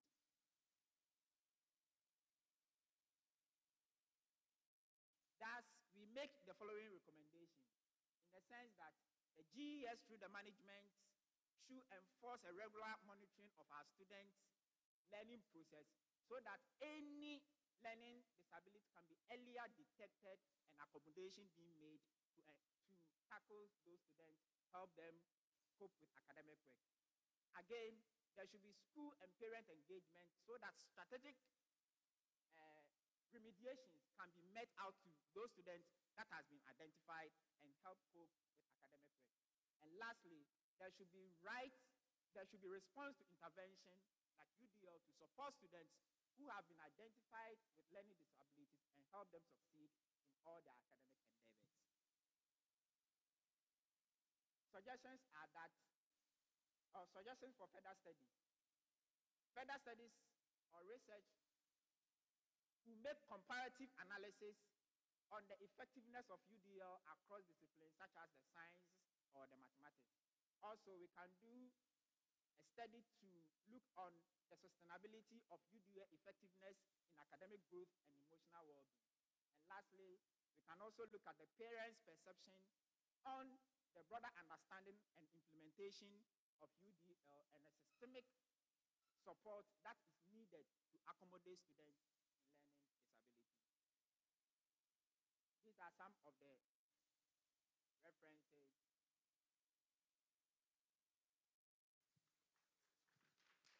Thank you very much. Very interesting. It's so interesting. Please stand here. Although you've almost exhausted the 15 minutes, we would like to know if there's any question for any. Okay, yes, please. We have one. Kindly come forward.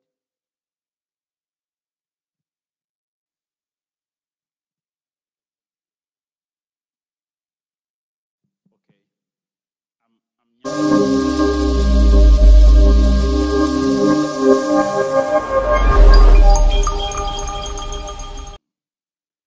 in your categorization, I saw something like students with SEND.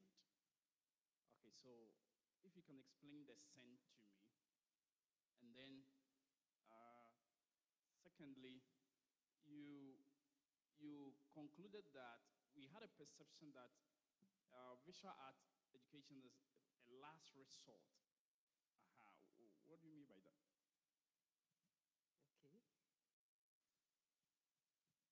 So the word SEND is an acronym which stands for Special Education Needs with Disability.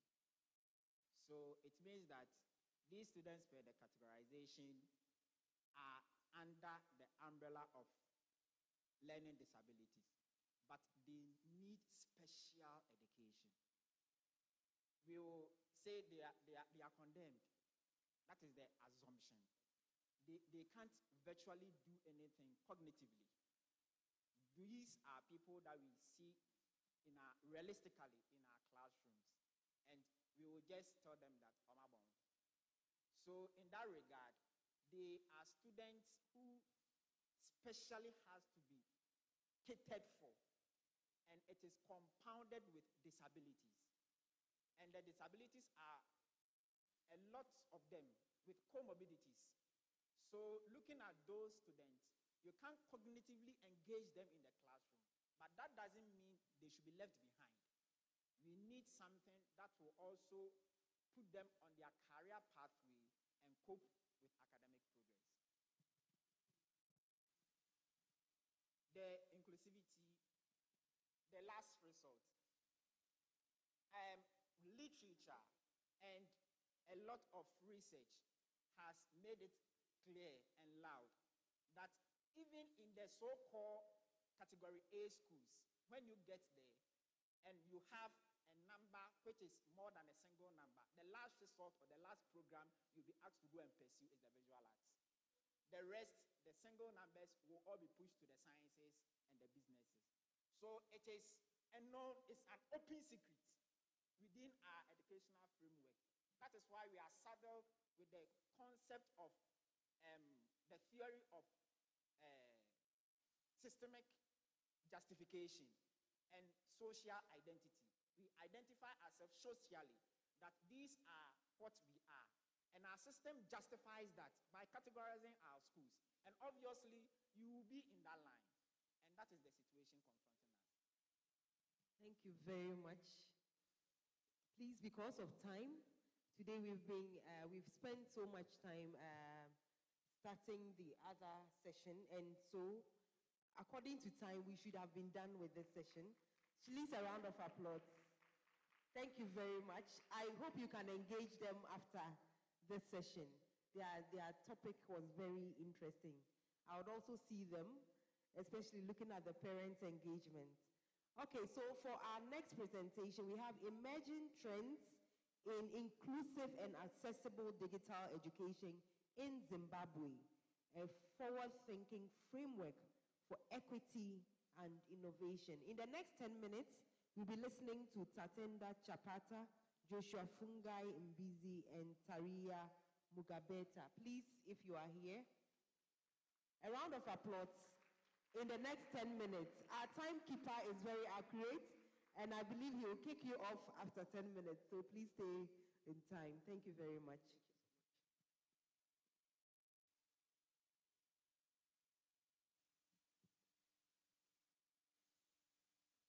Good morning to you all.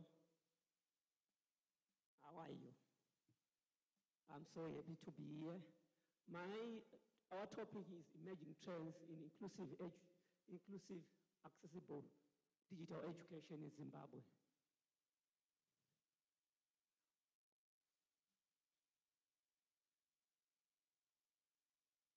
We all know we can't talk of inclusive education without talking about the learner. When we talk about inclusive education, we have to include the learner from all backgrounds, be it rich, poor, disabled. Every learner must be included when you talk about inclusive education.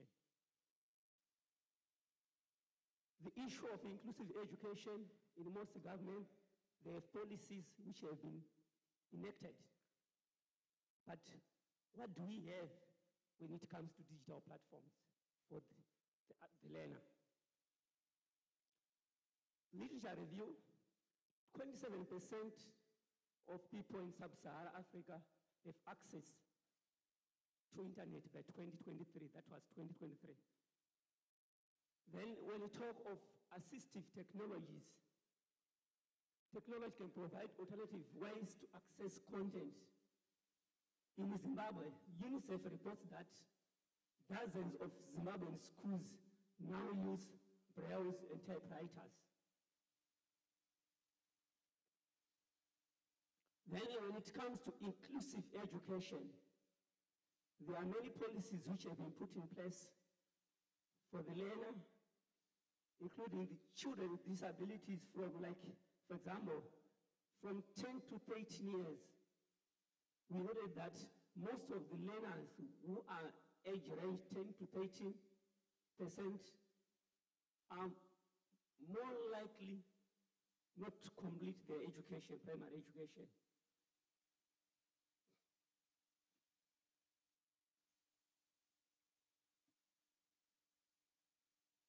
The research objectives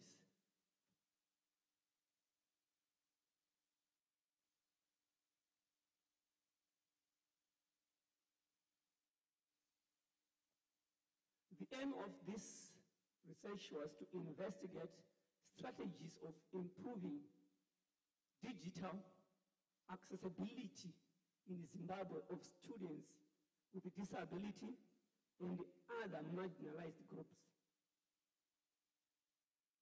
So, one, we were to identify the barriers to digital learning. What are the barriers which learners are facing. The audit on commonly used technological platforms for learning and document case studies for promising inclusive education initiatives. Then the last one, propose innovative anticipatory design solution that can make learning more inclusive.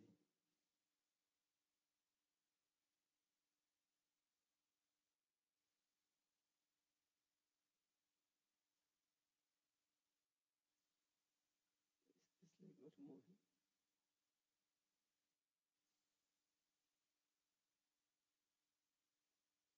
On this research, we used a mixed method design where we combine qualitative and case studies.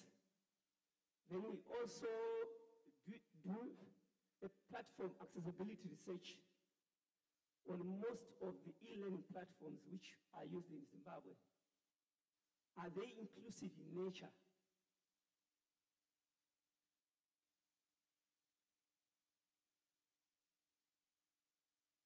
I'm trying to be in the 10 minutes range. Our key findings of this research was the first one, AI integration. We can be able to integrate AI to each and every learner so that we can personalize, we can have what we call personalized learning for each learner. Meaning, say, all learners who have no one left behind by the implementation of AI.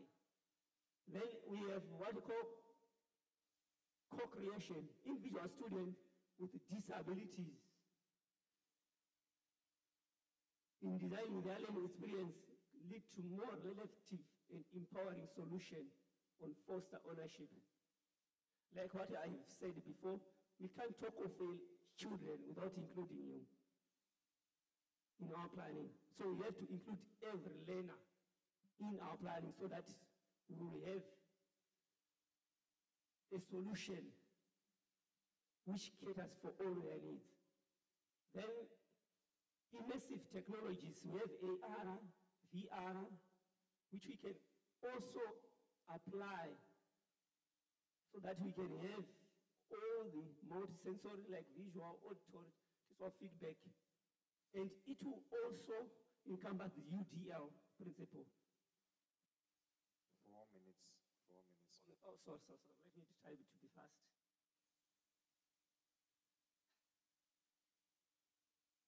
Right, the key findings for this research, current barriers which we are having, less than 10% of the national budget is allocated to education. This means sometimes it will be hard for them to concentrate on the issue of inclusivity because we will be talking about the education in general, which is 10%. Then around 154 schools received solar power. As you know, electricity is a challenge in Southern African countries. Most of the schools only have power like 2 hours a day.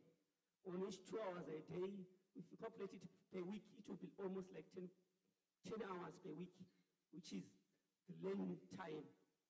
For the whole school, 10 hours a week, it will be something like hard or impossible to implement inclusive education. Then promising initiative, AI-driven tools, so that we can have personalized learning. Then innovative design solution. I'm trying to rush so that I can be in the range for time. We can also have like co-creation of workshop with student-led, braille-read, and we can also talk about teachers' colleges. Because the easiest way to disseminate information when it comes to inclusive education is to empower the teacher. If we empower the teacher on the issue of inclusive education, how AI can help, all other initiatives, it will be easy for the teacher to disseminate information to the learner.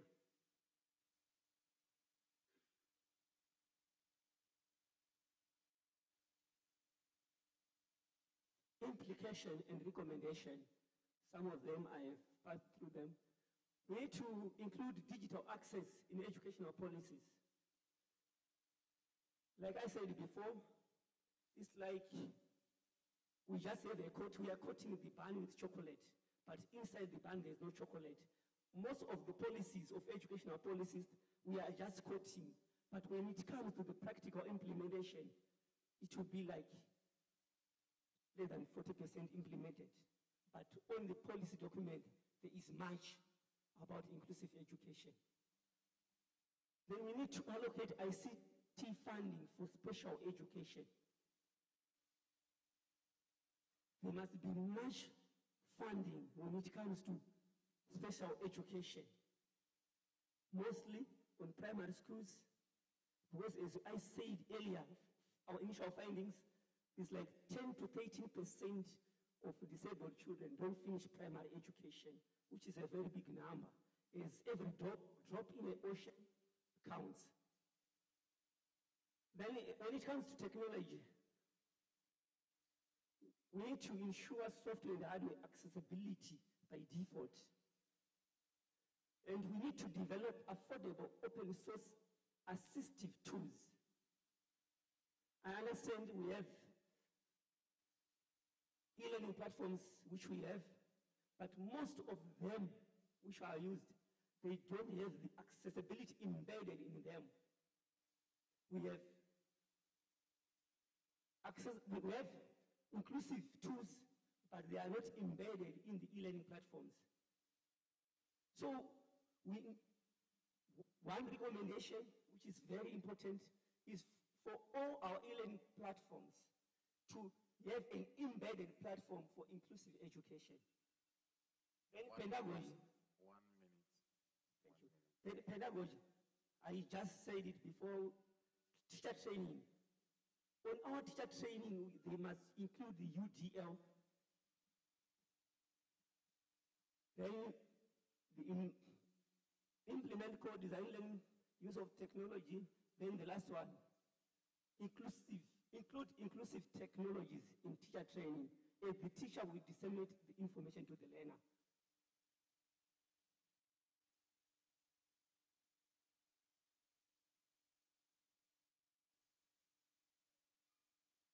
Right, as I conclude my presentation, we need to make sure no learner is left behind. That is our main goal for this conference, if I quote it correct. No learner is left behind. Every learner is important. So this research fills a gap in the knowledge about digital inclusion in Zimbabwe's education sector, linking theories like the universal design for learning, and by informing more inclusive policy, technology, teaching practice, and this aims to empower students with disabilities in access to high quality learning alongside their peers. Thank you.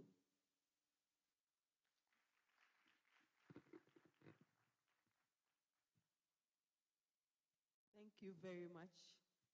Any question for him? Time exhausted? Okay, thank you very much. All the way from Zimbabwe, we are very grateful. We're going to have a little swap in our program because at 12 to 12:15, originally, we should have been having our guest presentation. And our guest is here chairing another meeting elsewhere. He has 15 minutes, and we would like him to make the presentation, then we continue with the scientific presentation. So we have Dr. Nana Kwame Ofori-Yusuf-Boateng. He's the director of the University Health Services, and he's going to present to us on prospects of digital transformation in healthcare delivery and professional training. Ladies and gentlemen, a round of applause for him. Thank you so much. Thank you.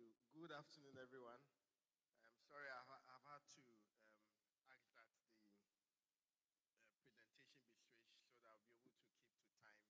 As the Madam Chair indicated, I was given 12 to 12:15. And since we are digitalized, and it means you have to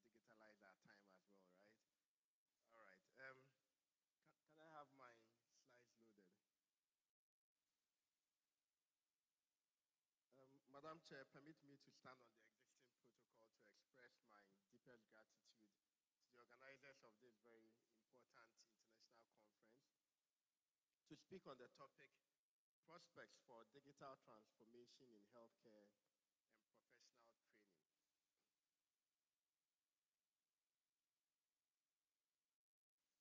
My presentation will focus on one, what is our understanding of digital transformation in healthcare and professional training? Why is there the need for digital transformation? We'll look at some global trends and prospects for digital transformation. We'll consider or share Ghana's digital transformation journey with you. And then in our own backyard, the University Hospital, I'll share a few things that we have done in the area of digitalization in healthcare. I'll also highlight some of the benefits of digital transformation and then look at the challenges that confront us in implementing this, and then share a few thoughts on how to achieve our goals. So what is digital transformation? Basically, it refers to a systematic and deliberate effort on the part of an organization to integrate or incorporate digital technology into its operations. And in this case, we are looking at healthcare. So for healthcare, it is where you have a healthcare organization or healthcare institution incorporating digital technology in the provision of services to patients or their clients. And this is very essential even in professional training, because these professionals are the ones going to use the things that we innovate or introduce. And then when it's introduced in professional training, it is aimed at improving knowledge retention, increasing accessibility for professionals, and then enhancing learning experience. I know some of these examples have been shared and will be shared throughout this conference in the area of training, education, and enhancing learning experience. At this stage, I'll need my slides.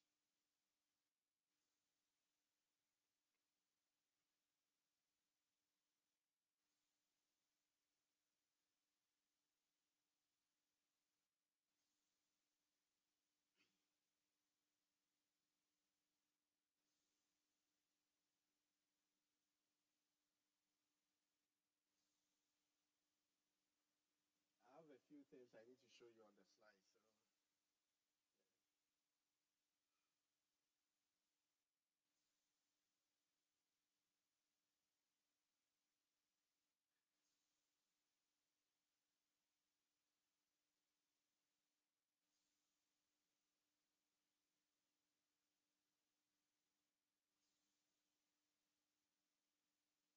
So, all right, whilst we wait, let's move on. Why the need for digital transformation in healthcare? When you come across various health facilities in Africa, in our own backyard in Ghana, one common thing that we all experience or we often find is long waiting time, overcrowding, delay in accessing healthcare. So this means that we need to innovate. Another challenge we also experience is poor patient outcome in terms of morbidity, mortality. It's a major problem across most health facilities in Africa. We have limited access to training for healthcare workers, so we are often looking at people being physically present to access training. So please, I've moved on to why the need for digital transformation. That's about the fourth slide. Great. So limited access to training means that we need to have a way by which we break the geographic and physical barriers to enhance access. And then systemic inefficiencies. If you can all recall, or even wherever you are coming from, if you've been to a facility where they haven't digitalized yet and where they still use patient folders, sometimes you go and sit in a queue waiting for a folder to be retrieved, and they say that the folder is on the ward. Somebody has to go to the ward to pick it up. And sometimes they can't even find the folders, which are physical stuff. So these bring inefficiencies in the system. Next slide. What are the global trends when it comes to digital healthcare? The WHO endorses digital transformation in healthcare, emphasizing on interoperability, data quality, and securing health information exchange. AI in diagnostics is also key because AI helps us to be able to enhance diagnostics, imaging, interpretations, and then being able to, sometimes doctors are at a loss even as to differential diagnosis and all that. But I must say that we cannot have AI replace healthcare because it's essential that that physical contact between you and your patient be maintained because AI cannot replace human beings. That human touch, you need to touch, you need to feel, you need to use your stethoscope, goes beyond AI. But AI has a place in healthcare delivery, as well as telemedicine expansion. And actually, COVID-19 taught us that we can have telemedicine or telehealth to be implemented. And this was done across the globe. Next slide. So what are some of the examples in health innovation across Africa? I did a search and then I found the MTBA, which is found in Kenya, where there is an integrated platform for patients.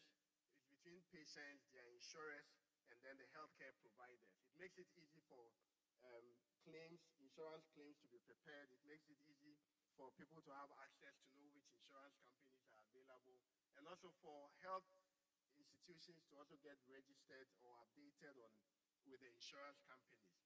And then in Zambia, we have the Smart Care. And this is a national electronic health record system designed by the Ministry of Health to streamline healthcare delivery. In Rwanda, and actually in Ghana as well, we have the UAVs, unmanned aerial vehicles, commonly called drones, which are employed to deliver blood products, essential medicines. And in Ghana, it's being used. We did some work during the COVID-19 era where the government of Ghana engaged Zipline to transport COVID-19 samples from KNUST, KCCR to essential places for COVID-19 samples to be tested. It was proving that the transit time between the the sputum samples being transported from health facilities to the testing sites was reduced significantly. Then we also have Zero Care, which is a cloud-based technology employed in Nigeria for taking care of elderly clients. And it's also used for home visits because some of the elderly clients are not able to report to hospitals, so they're able to go online, book appointments, and get a health worker to go to them. Next slide. So Ghana, what has been our journey in digitalization in healthcare? We've conducted a number of digital health training for staff or health workers. Telemedicine is also being piloted in a number of our health facilities, particularly the Accra Regional Hospital or the Ridge Hospital. We also have the e-pharmacy platform. DIMS is the District Health Information Management Software, and this is common in all the district hospitals. It's a place where data is updated, patient information is uploaded, and then across sites that has DIMS, you're able to access the patient medical records. The NHIS has also digitalized, so now you can even renew your national health insurance card by going online and registering or updating, and just a matter of sending a mobile money to pay for the national health insurance registration or renewal. And then we have the National E-Health Strategy. This is a document that is available online to guide in terms of implementation of any digital solutions. Next slide. Now I want to share with you modest innovations that we've undertaken at the University Hospital, KNUST. Currently, when it comes to our hospital, KNUST Hospital, we've gone paperless. So for inpatients, for outpatients, we use only electronic health record system. And then the lab has also been automated, such that the labs, when they are done, even x-rays and diagnosis, when they are done, they are uploaded into the electronic health record system. Another novel idea we've also had is the family practice model.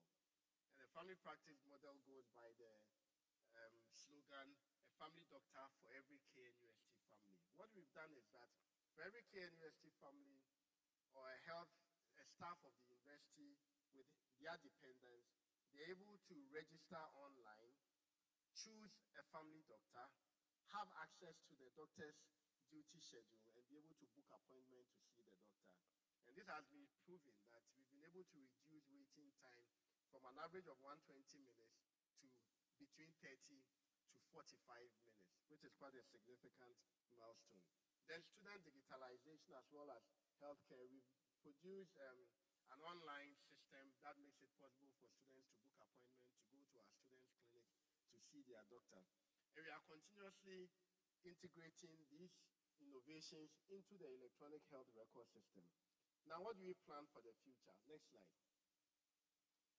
We want to have a platform where across hospitals in Ashanti region, or we start within Kumasi.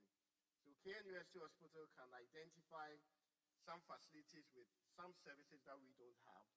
Those services can also know services that they don't have, so that on a referral platform system, when you identify any service, maybe you want a patient to do a CT scan, you can identify that KNUST can offer it, you can refer the patient to us, and it will all be done electronically. We're also instituting a teleconsultation services in partnership with the e-learning department, so that we can have teleconferencing or telemedicine where patients in the comfort of their home can have consultation with their doctors. And then home visits that's been implemented in Nigeria. You can have elderly clients also book appointments online and have health workers go to their home. And they've also realized that a number of patients who come to the hospital with chronic medical conditions like diabetes, hypertension, usually are very well controlled. They're able to check their blood pressures at home, they're able to check their blood sugar at home, but they end up coming to the hospital just for refill of their medications.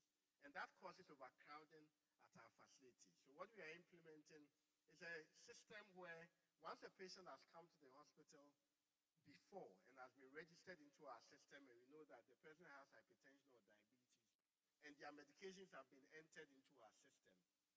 When the patient is well, he can just go online, request for a refill of the medication. Somebody in the hospital gets a prompt, sees the patient, confirms that this patient is our client, needs medication, gives approval, and we can have a delivery guy go to their home to deliver the medication to the patient, so that the patient doesn't have to come just for refill.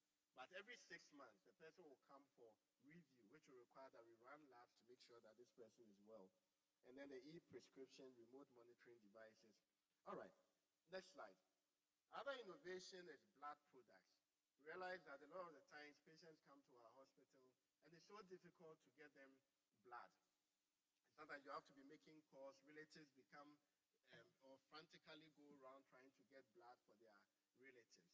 What we are doing is to partner blood bank services across Kumasi, have a platform where if a particular hospital has a number of blood products, maybe O positive, O negative, B plus, and all that, there's a platform where everybody can see the blood products and what the quantities are at those facilities, so that at the click of a button, if KNUST Hospital needs a B positive blood, they just make the request. Someone at another facility tells you, I have 5, I can give you 2, then you can get the blood.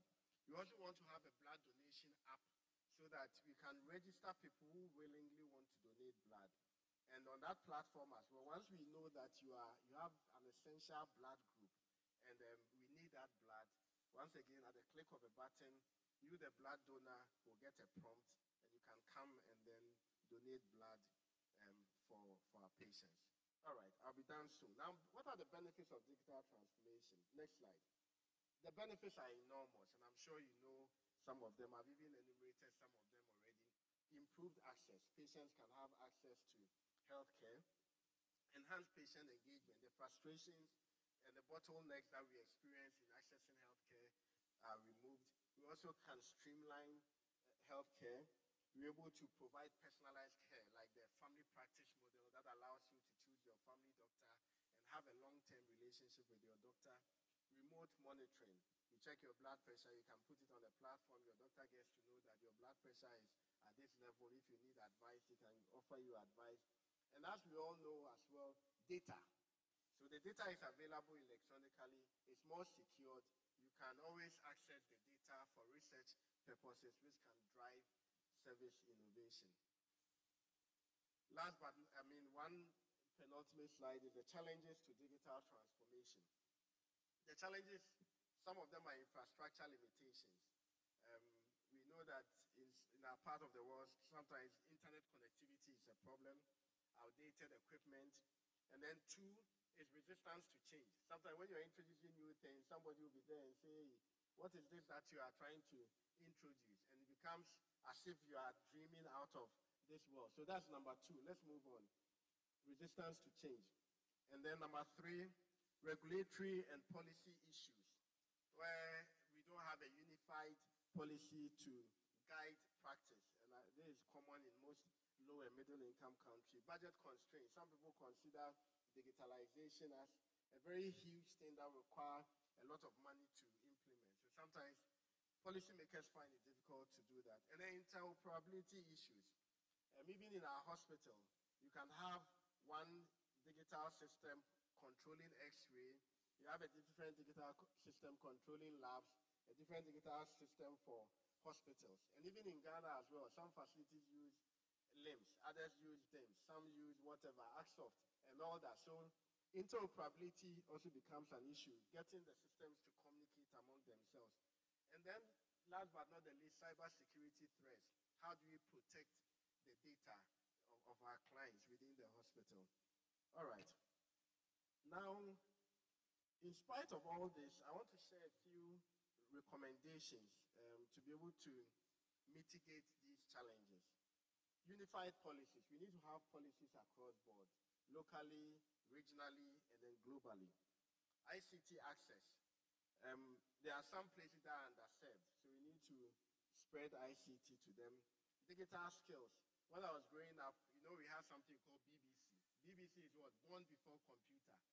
And there was a generation that was born before computer. So when you try to bring digitalization, you face problems. Now, we have that generation facing out.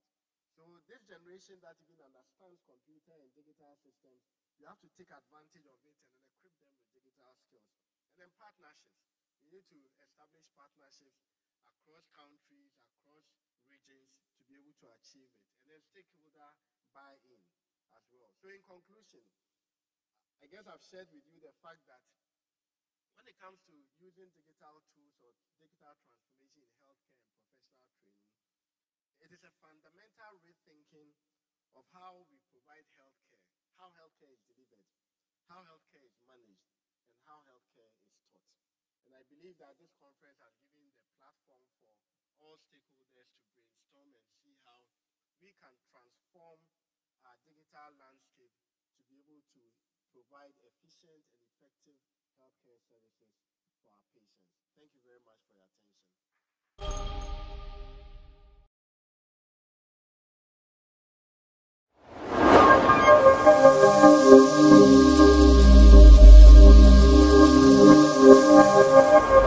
Before he leaves, do you have any burning questions? Okay, there's a question. Thank you very much, Doc, for your wonderful presentation. But I have two questions for you. The first one has to do with, you've given us the strategies to the challenges that confront the implementation. But less was talked about technostress. Technostress. How to deal with the stress that comes with the technology that we are introducing, the users and the beneficiaries. That's my first question. The second question has to do with the home care, the booking of the home care. There wasn't any presentation on the risk involved with the workers going to the homes of booked appointments. I think we should also have to look at that. Thank you. Great. All right. So I address that quickly. So techno-stress, yes.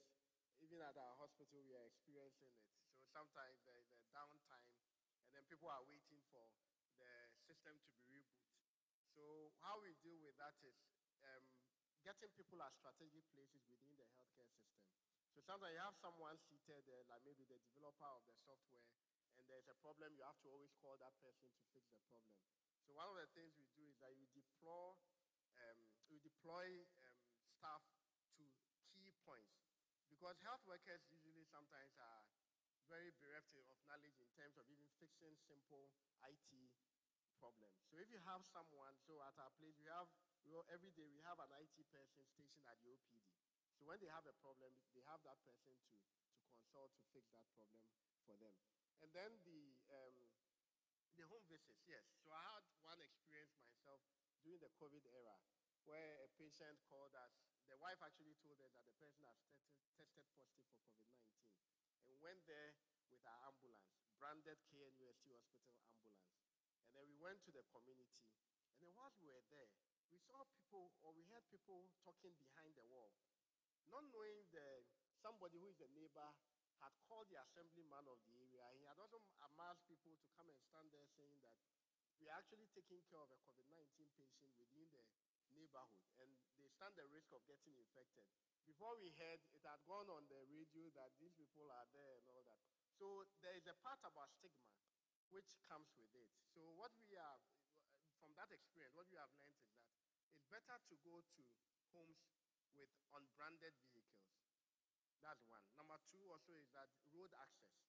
So it's a difficult problem for us, in terms of the challenges. So sometimes you can go to a place and even you get there and you realize that accessibility to that environment becomes very difficult for the staff. How do they go there? So I agree, but how to mitigate those problems is, one is an ongoing thing. It's an African problem that we have. And some of these realization that we are going digital, we are doing home visits. The governments are also now creating, digitalized address systems that make it possible for you even to view the place, at least have a plan as to how you can even get access to the place. Do you understand? So these are challenges, but there are also mitigating factors to them, or steps to them. I hope I've addressed your concern. Is it okay? All right. All right. I think there's more interest in this. All right. Yeah, Thank Prof. you. Okay. Thank you very much.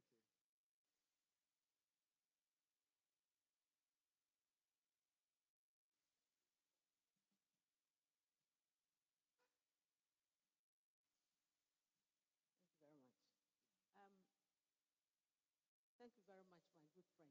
Thank you, sir. Story is patient, nurse, doctor relationships. How do we quantify this in the digital system? Because people are refraining from accessing medical facilities because of these negative human relationships. That actually worsens the patient's case, and therefore, I'm not going. What happens to that one? What will you do? Yeah, or what are you doing now? Thank you very right. much. Yeah, let's take, okay.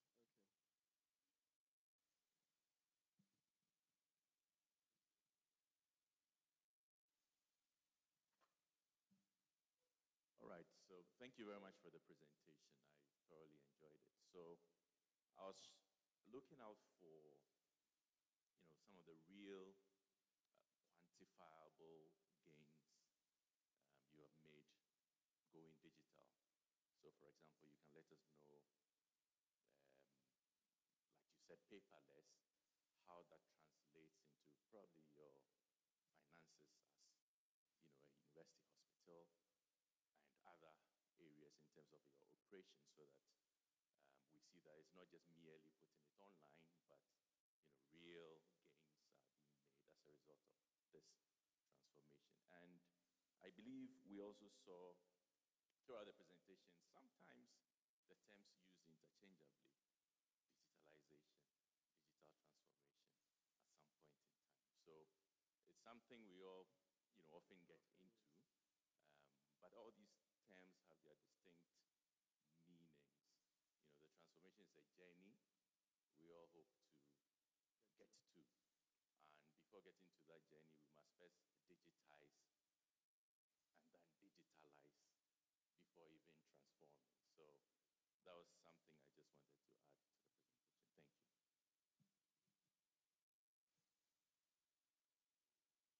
Thank you.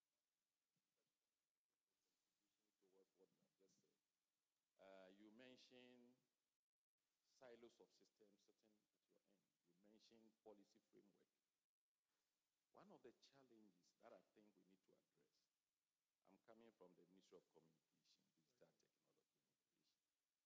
The ministry is reviewing all the policies sitting at the ministry. Electronic transaction, electronic communication, the Ghana Digital Economy Policy, etc. The Cyber Security Act. Ministry of Health has not brought any paper. Survey that we were doing under my directorate, the deadline was about 2-3 weeks ago for Ministry of Health to tell us what systems and things sitting in your ministries to enable us look at the act and amend accordingly. Nothing has come. So we leave such policy review for the legal guys to develop for us. And later we have challenges. So I just want to remind you that when you go back, the survey is sitting there. Bring us the areas that you need the policy framework, the areas that you need the interoperability, etc., so that we'll be able to factor them in the policies and the act and the regulations sitting there to help your operation so that all of us will benefit. Excellent. Thank you. Well taken. Yes. Okay, thank you. Thank you so much for the presentation. When I was listening to your presentation, you mentioned the work that you are doing at KNUST Hospital, which is, I applaud that. But from our experience in Zimbabwe, the rate at which technology is transforming and the rate or the time we take to make policies available, there's that big divide that need to be addressed. Then when it comes to practice, you have systems that you are already using at KNUST Hospital. But say, for an example, like in our situation in Zimbabwe, more often than not, a person gets referred to a bigger hospital, maybe from a clinic to a hospital, and you have to redo all the tests and everything that you have done previously. Have you experienced that in implementing your systems? And what are you doing about that? Because we want a situation where if we are talking about having everything digital and digitalizing all these processes, there's no reason why I need to redo an FBC when I get referred to a bigger hospital, because all that information is online. But because the different institutions have different policies and different ways of doing things, they can't just accept that you have already gone through all these steps. I talk about this from an experience where I had my dad go through all these tests when he had heart failure. But